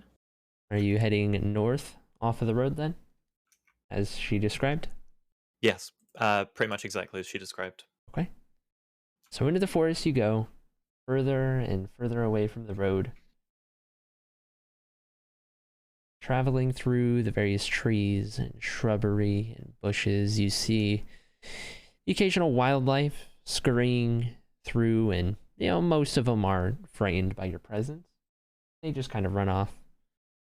You catch a glimpse of a very large butterfly off in the distance that you recognize as being one of the Uli of the Elebetan forests off in the distance, one that you of course know you don't want to get close to. Seeing as how forests are kind of Pipra's native territory, she would like to climb up in the trees and scout ahead. Okay. So trying to be undetected. So this is more of an environment she has advantage in. You are able to climb up into a tree, and ahead of you it is endless forests, trees, as far as you can see. Far, far, far off in the distance, more so to the east, you see some mountains looming. And spot any fires? A little further smoke into the forest, you are able to see a faint thing of smoke rising from the trees. Not all that far away from where you are now. Okay, I will go back down and report to the others. There's a camp ahead. Camp? Well, I'd say that as far as that goes, that's a good sign. Shall we try and make it there? That we shall. And Tanith slings a crossbow around to get it ready. I am going to ready my longbow, actually, just because, well, that's fun. Gonna see what I can do with that. Okay. After a little bit further, guys eventually come up upon what appears to be a lighter camp. Now, this camp isn't a temporary camp, but rather maybe the beginnings of something more. You are able to see in this camp a number of individuals become known to you. They all appear to be those of the Urncurio bandit group that you have previously encountered. I have a thingy for them still. In Meritea. And there appears to be roughly 5 of them, with one of them appearing to be some sort of more leader type. And on the far side of the camp,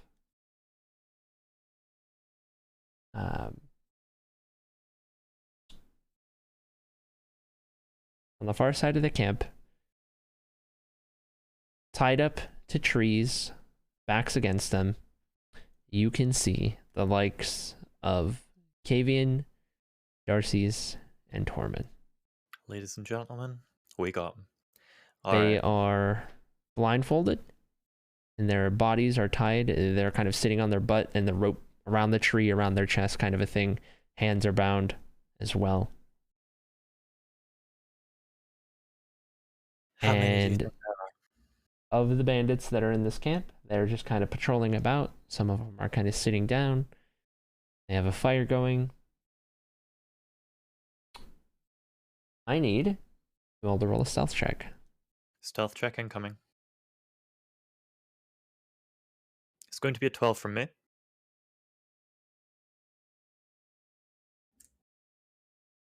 21. Ooh, lovely.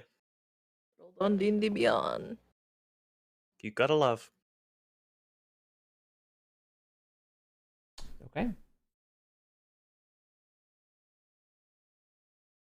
So, you guys are a little bit apart at this point. Yeah, there's a good 10 feet distance between you, Era and Pipra. Pipra, you're able to take a nice little spot behind a kind of bush that you're able to see pretty well through. And Hera, you chose a tree to kind of stand behind and kind of keep an eye on things. However, after a little bit, things fall silent, and you're not too sure why. I'm going this to group. ready my medallion of the Incurio that I Okay. got off of one of the bodies of the other guys. As you ready that, and you're behind the tree, and everything gets a little more silent, you hear a voice call up from the camp, and the voice just kind of shouts, "Hey!" And as they do that, from behind you, an arrow gets shot. Tanith fires an arrow towards the guy who just shouted up. Without hesitation, without even waiting 1 second. Yep. I need to roll initiation. Or initiative. Okay. That's Initiation. Initiation. Initiative, that's the one. Initiated into the fight. I was reading the word initiation when I said Eight. that. Dirty 20. I almost got a better roll, but then it landed on an 8. All right, let's go. Okay. Let me a couple things ready. I am 1 sorcery point down, so I'm 2 level 2 spells only for this fight, or however many quickened or empowered spells I deem.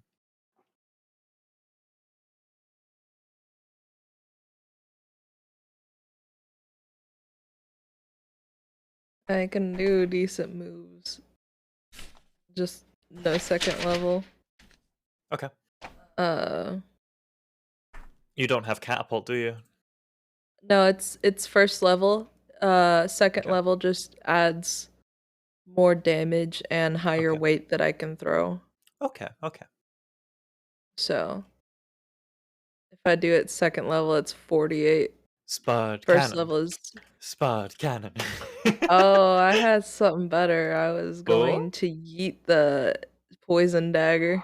Oh, yeah, that would be good. I don't know how it's handled quite. Do I get a bonus for eating that one since it's got added? It's a +5 to hit for that one, except catapult is a dex save. So can the +1 just be added to the dex save to make it 15 instead of 14? You have the what now? Okay. If I so decide to yeet the poison dagger that I have with catapult is a dexterity save and not roll to hit. But said dagger has it's a +1 dagger. And it does extra damage and stuff, but because it's +1, would it would not go the, it wouldn't go to the save, it would go to the damage dealt. Whatever you roll for the damage would be +1. Okay, cool. I'm anyway. Not high in the initiation as it is, so it'll be a while before I can actually do anything. Yeah. Okay, so Tanith's arrow is gonna hit, and the guy who had shouted to say hello was one of the normal ones, one of the standard guys, and they are gonna take 8 points of Are me and Pipra still hidden at this point? The individual had noticed you, and you know that much, but Hera has not been, or Pipra has not been seen. Excellent. So upon noticing you, that is when Tanith fired, and so now they know Tanith as well. Okay. At that, because that was before combat, now we get into initiative, and Tanith rolled the highest, so now she'll attack again with the crossbow. Same guy. Tanith rolled the highest. It's going to be a 4, which does hit. And it is going to do 11 points. Okay, so Excellent.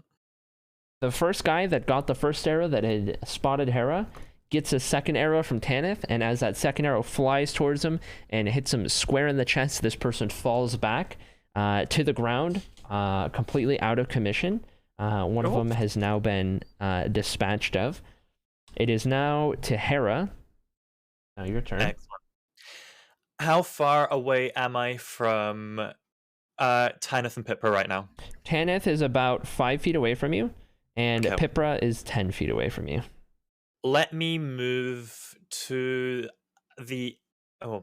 Let me move forward towards the bandits. Okay. As far as I can get, basically. Okay. So you're going to step out of the tree line and into the main camp, full 30 feet, which is going to get you... How far away from the bandits would I be at that point? So as you step into the clearing, you are about 15 feet away from the bandits. Okay, let's go let's go to the side then instead. Let's try and just like go around like radially to the Okay. the camp so that I can still see the bandits, but so that I'm not near With your full movement? full movement, just Okay. away from everyone. So you are still 15 feet away from the group. You've just kind of gone to the other side of them. You are Cool, far that's enough fine. away from the allies. Okay. Cool. That's going to be then a quickened scorching ray, Okay. which is going to be to hit a 22. Okay. That is going to hit anybody you want to hit. Cool. Who looks the most threatening to me? There is what appears to be some sort of maybe some sort of captain or something similar amongst the group. One who's kind of a little better geared. All right, let's go for it. Okay. 3 rays are going directly towards them. Okay. That's going to be first ray is going to deal 2 damage. Okay. Second ray is going to deal 11 damage. Third ray is going to deal 6 damage. 19 total. That's going to then be wild magic. Here we go. It's a 17. Nothing happens. Okay. Second spell is going to just be... I'm just going to cast something that's quite easy. Firebolt,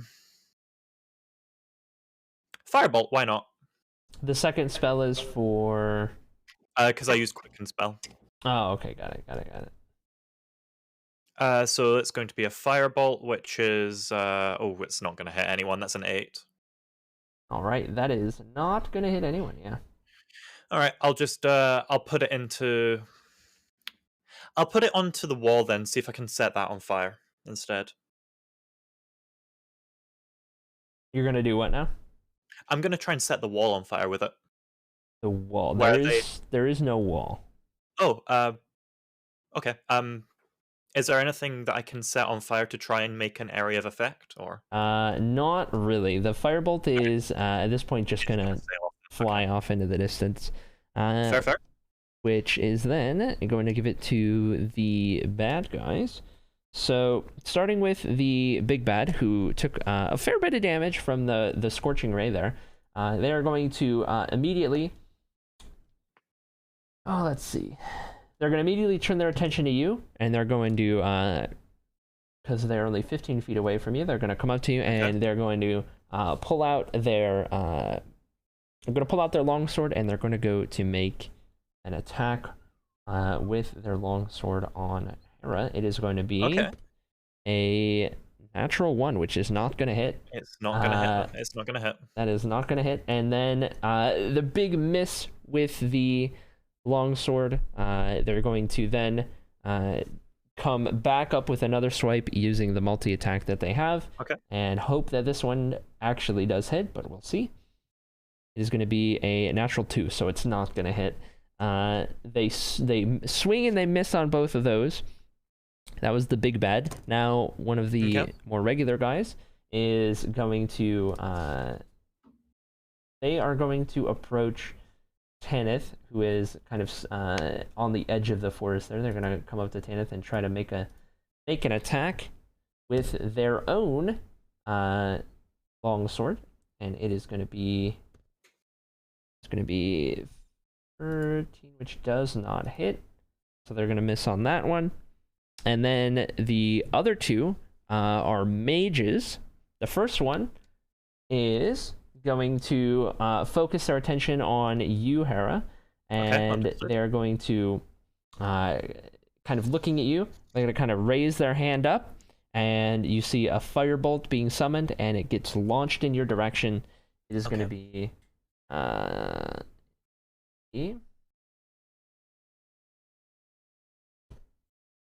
to be a natural 3, which does not hit. It does not hit. A natural 1, a natural 2, and then a natural 3. It's only going to go up from here. I mean, it's going to be a 4 next. And then finally, the last one, the other mage is going to have their attention on Tanith as well. And they're going to kind of bring they're going to bring both of their hands up, and you can kind of see this lighter blue kind of magical energy kind of swirling up in their hands before they unleash it, and you see this wall of kind of cold frost energy get unleashed in Tanith's direction. And everyone rolled pretty decent initiative except me.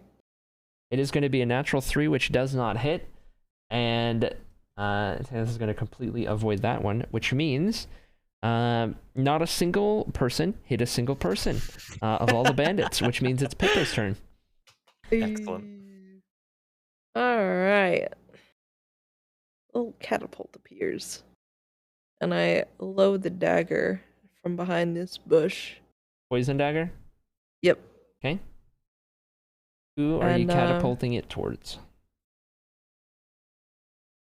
I am going to aim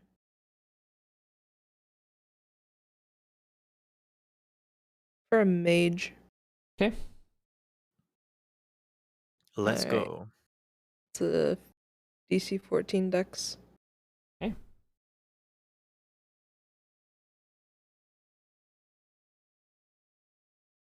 $16.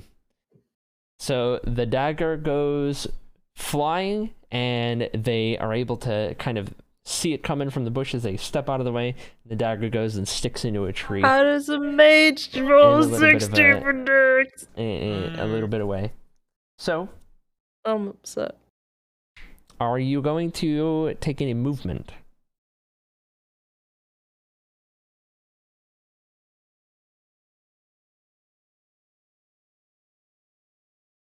I guess a little further away from Hera, depending on if she was.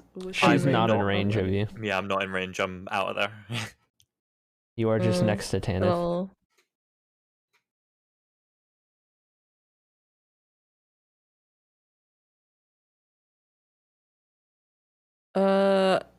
What is the layout again? I can't picture it. So straight or to your right, you have Tanith on the kind of line of the forest here. Then there's a little bit of a clearing. That's where the camp is. The camp doesn't have walls or anything. It's a very, very small one. There's just a little bit of a campfire. There's various logs about where they were kind of sitting, and maybe a tent or two, kind of makeshift with hides and stuff. But it's very small. On the opposite side of the camp is Hera. So she's all the way on the other side? Yes, she is like 40 feet away from you. I'm basically as far away as I could get. Then. Okay. In which case, it is back to Tanith, who is at this point going to sling the crossbow back around and take the rapier in the left hand, and she's going to move forward on the regular bandit who tried to swipe at her. It is going to be a 22, which does hit, and it does 9 points of damage. And down to 3. Okay, and that'll end her turn. She's not going to do any movement. She gets a good clean hit with the rapier on that regular bandit, which then gives it to Hera. Cool. I'm going to use my second last sorcery point now. Okay. And this is... I'm not going to be cast... Well, am I? Hang on. I am going to be. I would like to fire 3 magic missiles directly into the guy that is attacking me from Okay. close range. Okay. First magic missile is going to deal 3 damage, followed by one that also deals 3 damage, followed by one that deals 4 damage. Okay, so 10 total. I am then going to, and I can't figure out what would be best to do here.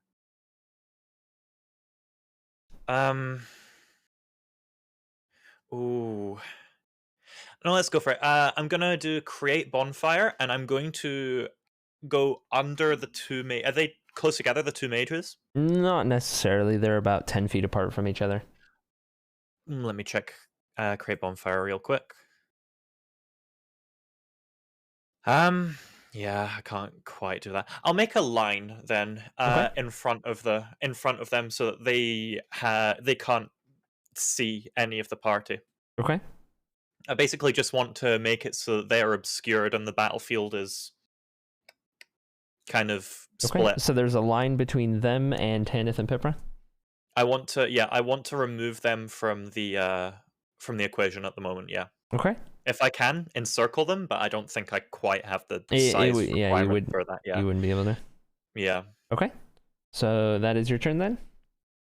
I am happy with that, yes. Okay. I'd like to, well, if it helps, just put my staff up to try and block this guy's attacks, but... Okay. The big bad that just took all 3 of those magic missiles says it did a decent bit of damage. He's still fighting, still gonna try to get some hits in on you. I have to roll, right? Mild magic, I didn't even roll that. Yeah, Hang on. you do have to roll that. It's a 5. Okay. It's getting close. All right. You're still good for now. Okay. On to the big bads then, or the bads. I'm going to start with the big bad who is right there in front of you. And he's going to, yet again, with his longsword, go and attempt to make an attack here. It is going to be a 17 to hit. That is going to hit me this time. Okay, it is going to do...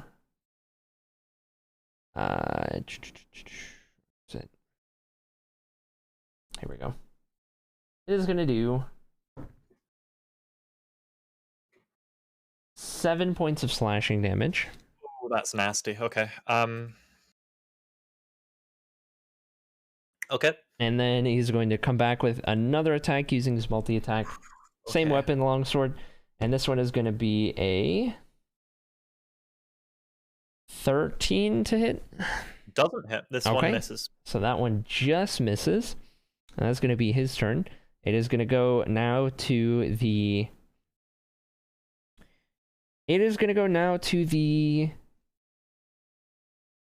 regular... the kind of small boy, I guess, regular one that just got hit by Tanith. They are going to throw their weapon onto the ground, and they're just going to kind of sit on the ground and just kind of hold their hands on their head a couple feet away from Tanith at this point, just removing themselves from the fight, having been gravely wounded. It is then going to go to the mages. So the first one, having not being able to see the party, both of them turn and focus their attention on you now. And the first one is going to kind of raise up their hand there and summon another firebolt. This one is going to be, it is going to be a 17 to hit. Hits. And it is going to do, let's see, it is going to do 3 points of fire damage. Okay, 3 points, cool. And the next one is going to kind of summon up. Let's see.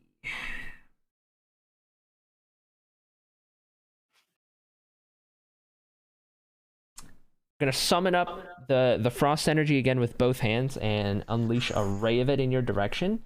It is going to be a 19 to hit. 19 hits. Which is going to do... It's going to do, lucky for you, 1 point of cold damage, but your speed is also reduced by 10 feet until the end of your next turn. 10. Understood. It's now 20 feet per second, or 20 feet per 6 seconds. And after that, it is Pippa's turn. There's a big wall of fire Right. between you and Tanith, and then the bandits from Hera's bonfire. The mages. Yeah, the mages. You have one bandit next to you, but he's thrown his weapon down. And he just kind of has his hands over his head, just kind of not wanting to die. Where's Big Bad? Big Bad is visual? directly engaged with Hera all the way across the camp, like 40 feet away.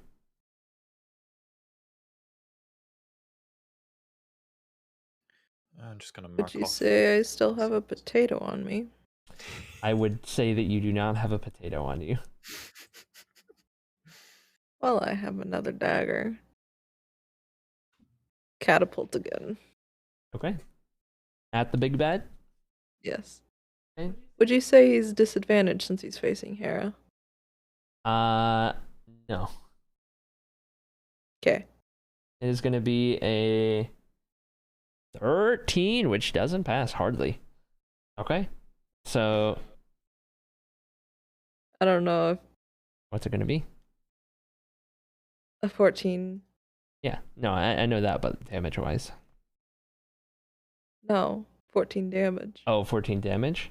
All right. Yeah. Do we add any for it being a dagger or no? Catapult's already really strong, so we'll just leave I it. figured. Okay. In which I'm case, checking. this dagger gets flung across the camp, and it jabs itself into kind of the side of his lower back, and he kind of stumbles forward at that one. It got itself lodged in there pretty good, and he took a good bit of damage there. Yeah, are you going to take any movement?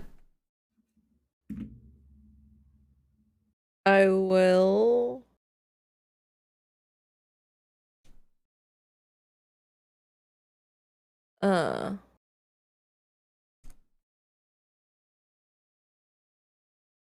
I'd like to move behind the mages. There's Possible. a wall of fire between you and the mages. Not going directly, but around. So you want to go around the wall to get them in Said there sight? wasn't. There's a wall of fire Okay. because of the bonfire. Yes, I want to get them within sight. Okay, so you go around the wall, use up all your movement, and you'll be able to have them in range, or in sight, and also Hera in sight. And Tanith in sight, so you can see everything. Am I within 30 feet of you? At this point, you will be within 30 feet. All right. You'll be about 20 feet away. May the gods be merciful.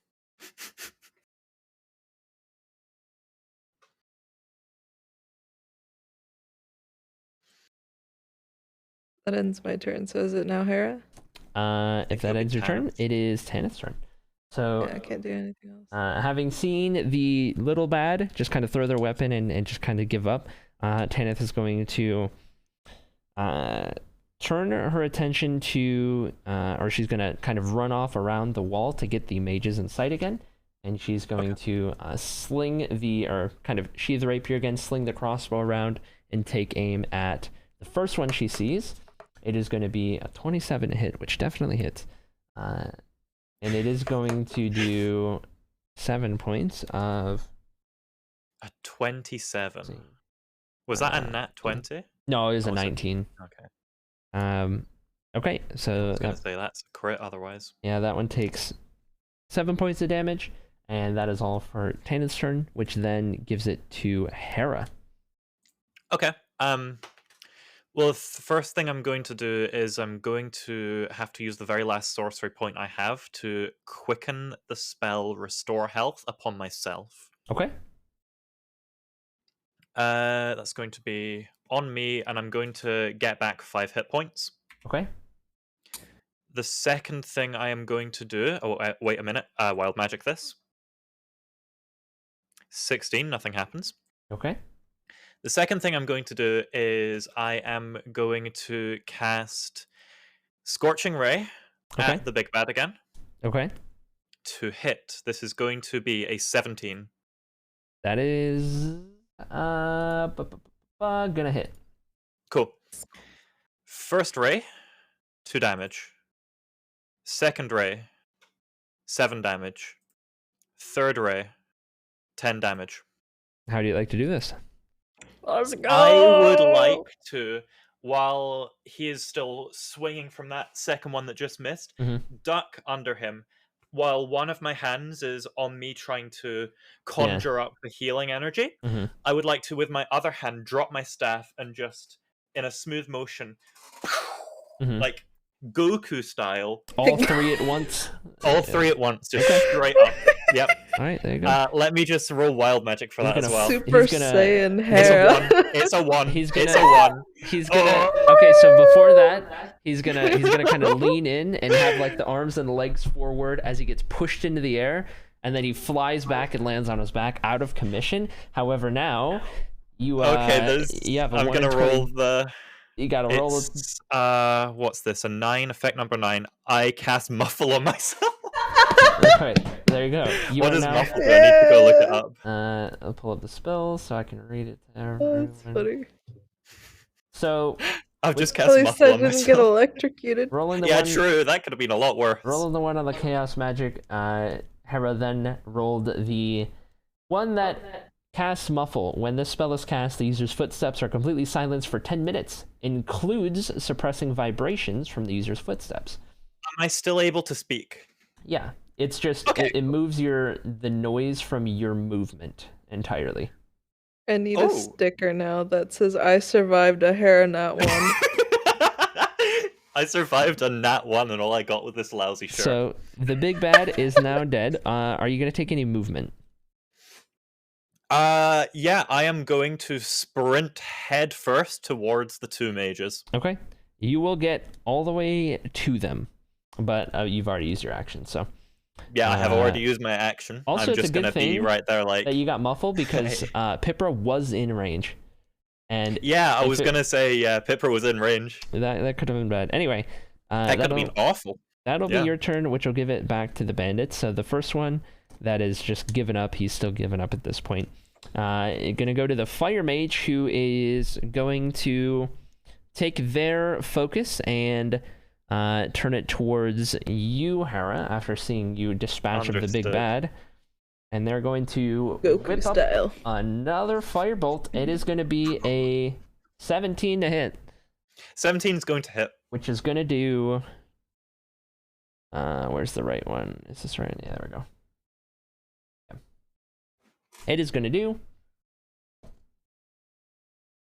It's going to do 8 points of fire damage. That's rough. Okay. And I'm still in the fight, but I'm rough. All right. And then the Frost Mage as well. Same Q as his buddy.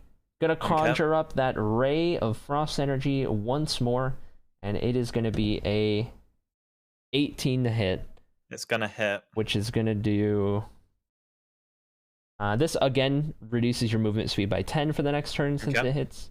It'll do 3 points of cold damage. I'm still in the fight, but I'm really, really rough. Well, I gotta see this.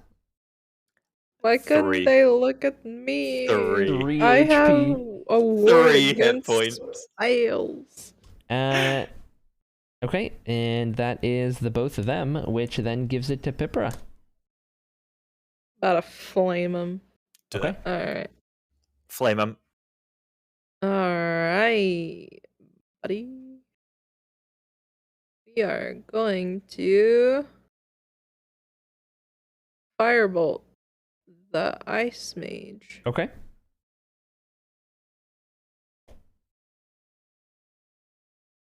$21. That hits. For sure.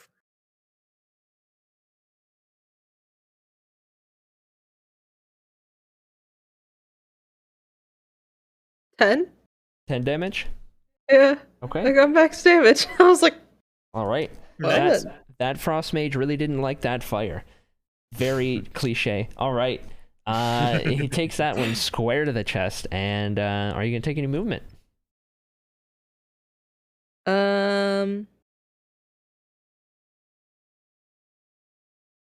I will... Is the fire still there? Yep.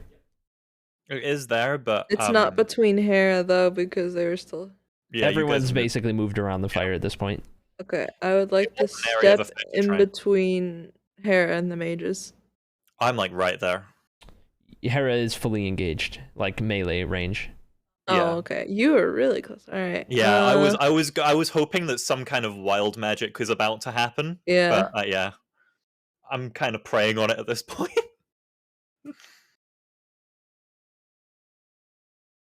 So you're trying to go for wild magic? I'm about to cast something that's going to do wild magic, but it's pretty much guaranteed to leave me dead as well. Or at least unconscious. Okay. Um.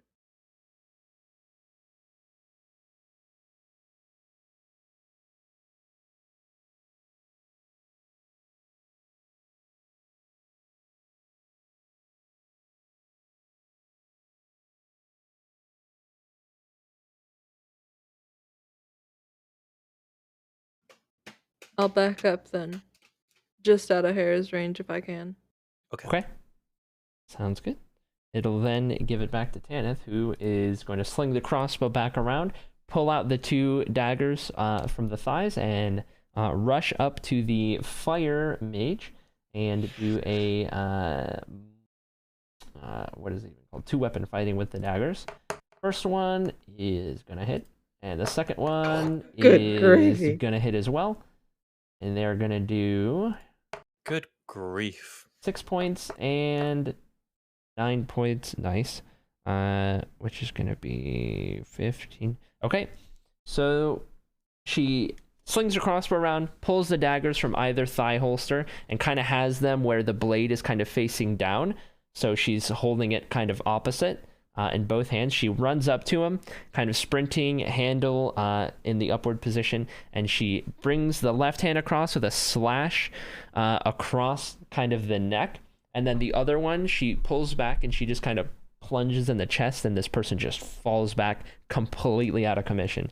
They were that eases things very, up. very I was about much to say, with that kind of damage, if it's based anything off of what my hit points are, they near dead. very, very much unalived. Which is going to end Tanith's turn, and the fire one is now out of commission, which is then going to give it to Hera. It is you and the frost one, and then the other small bad is already given up.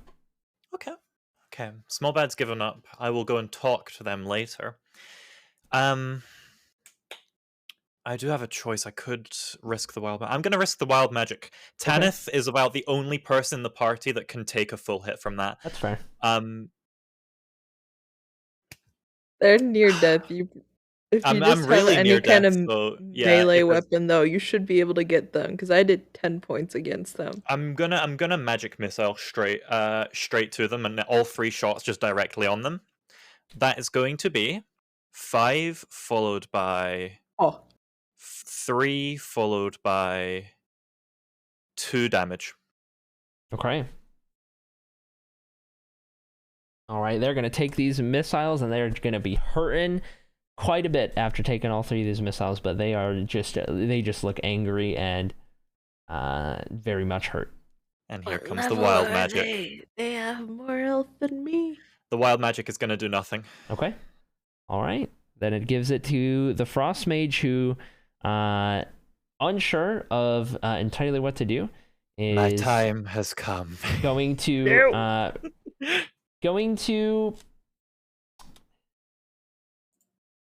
they're going to channel as much energy as they can straight towards Hera. It is going to be the Ray of Frost back at it again. Okay. Lifts up both hands and kind of, after taking these missiles, is kind of channeling it as the missiles are hitting, and they finally get ready. They unleash it, and it is a 19 to hit. It's gonna hit. Which is gonna These mages roll so high. Which is gonna do. I mean, to be fair, at the start, none of the bandits were rolling good. I know, but goodness, it's the inverse of the luck. Yeah. It is gonna do. Gonna do a full 8 points of frost damage. My time has come. I'm rolling death saves. All right, Hera is down. Hera is down for the count. Frost Mage, at this point, is going to be able to move a little bit now that Hera's down without an attack of opportunity. They are going to move as a pretty good distance towards you, Pipra, and kind of ready themselves to kind of go after you next. But that is going to end their turn. It is going to then be your turn, Pipra. All right. I'm gonna.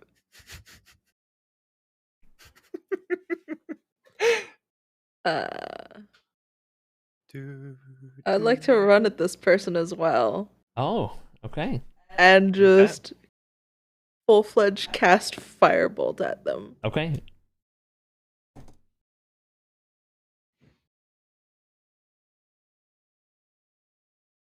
$22. That's going to Oh, hit. lovely. 4 damage. How do you want to do this? Yes! I wanted it to be enough so bad. Just absolute fury flows from me as Hera goes down and this mage turns to come towards me and Believe. just for flavor. As I like sprint towards her, I'm gonna pull out my staff. It's gonna just light on fire and I'm gonna like swing it around and smack him in the head and knock him back with it. Okay. All right. The fiery staff uppercut knocks him back and decommissions him unalived, which then means you are now out of combat. So then I run to Hera. Go ahead, Hera. Go ahead and roll the first death saving throw just to see. Okay. All right. Let's go ahead and roll a death save, shall we? I would have failed it. Okay. It's a good Not thing you're out of critical combat. failed it, but I would have failed the first death save. All right. So, Pipra, you run up to Hera. Uh-huh. Tanith is there with you as well. I'm gonna cast Restore Health. Okay. So that's gravy. I rolled low on that one. So that's a 6, and then I add a d6, right? Because of my... Yes, your subclass. Yes. Sounds about right.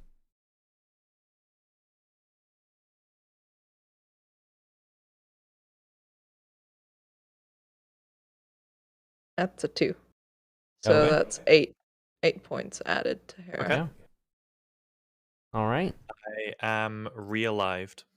So you guys have the small bad who has given up and is just kind of sitting there on the ground, fully having surrendered. That was a close one. Thank you, Pipra. The rest are dead. All right. I would have words to say with the small bad, if that's okay. I'm gonna go retrieve my daggers. Poison and my regular. Okay. I'm gonna walk up to the small bad. Okay. That's still alive. Okay. They are silent and they don't speak to you, and they're just kind of sitting there, fully having surrendered. Okay. Well, I see you've done the smart thing then, much the opposite of your comrades here, and I'm just looking around at the field of dead bodies. Mm-hmm.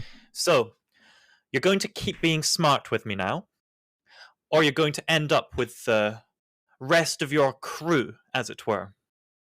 Tell me, what do you know of the people who you captured here?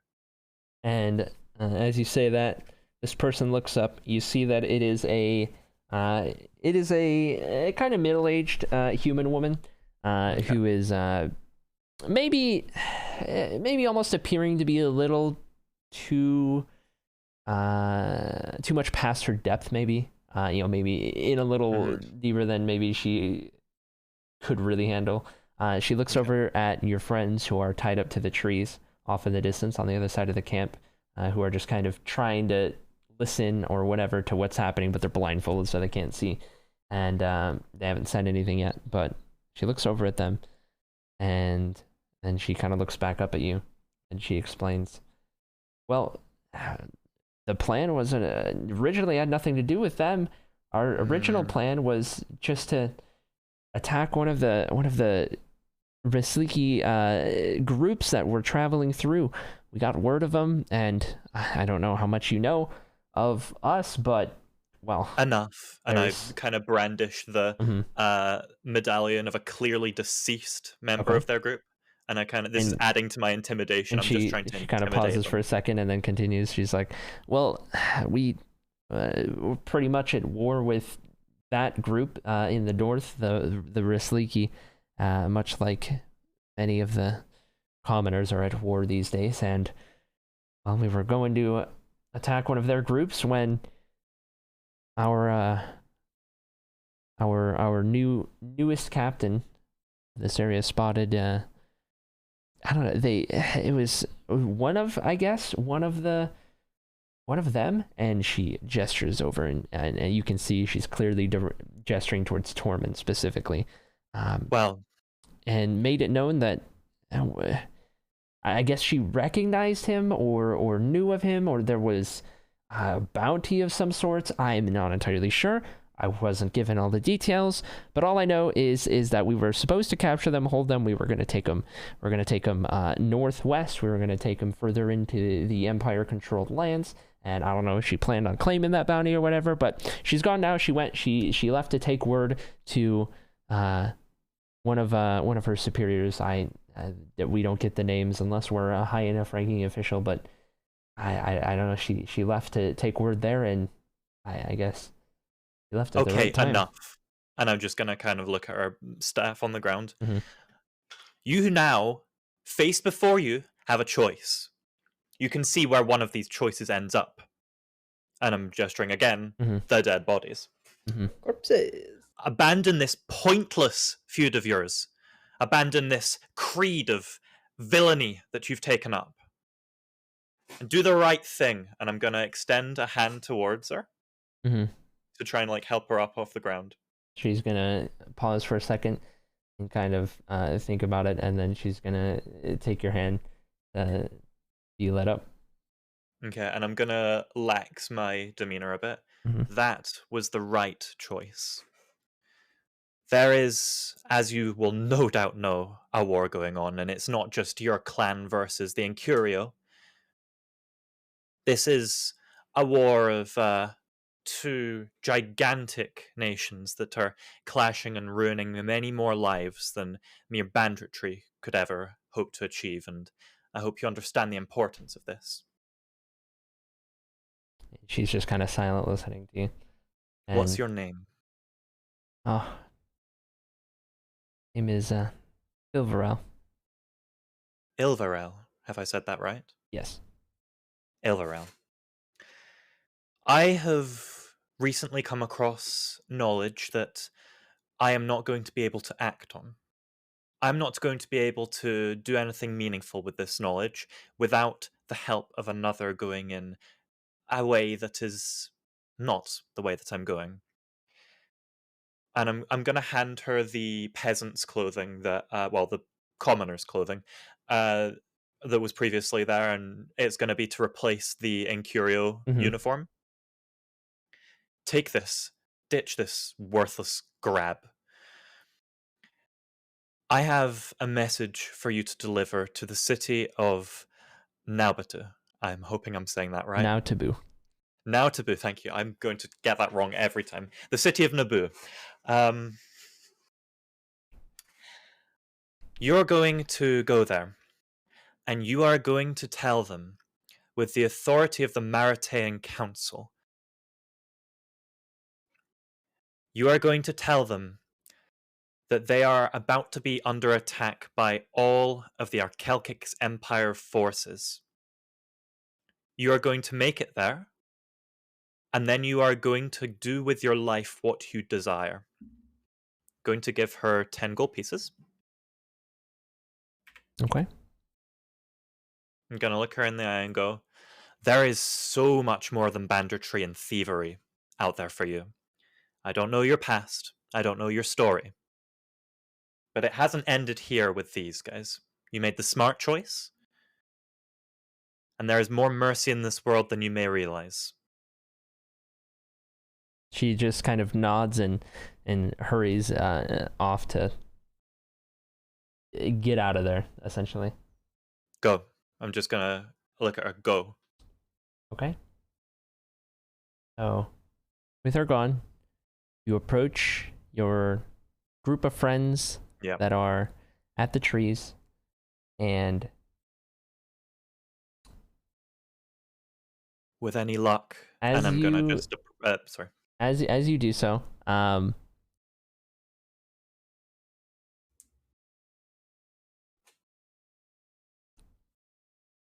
as you do so, the first one whom you remove the blindfold of is Tormund, who looks up at you guys and kind of gets a look of relief, seeing that it's their friends. But Good then evening, Tormund. kind of gets a different look in his eyes and kind of is thinking, and then looks back up at you, Hera, specifically. Looks you in the Okay. eyes and inquires. Hera, do you know of the name Iris? And that is where we end today's session. No, no, no, no, no, no, no. Yep, that is where we No. end today's session.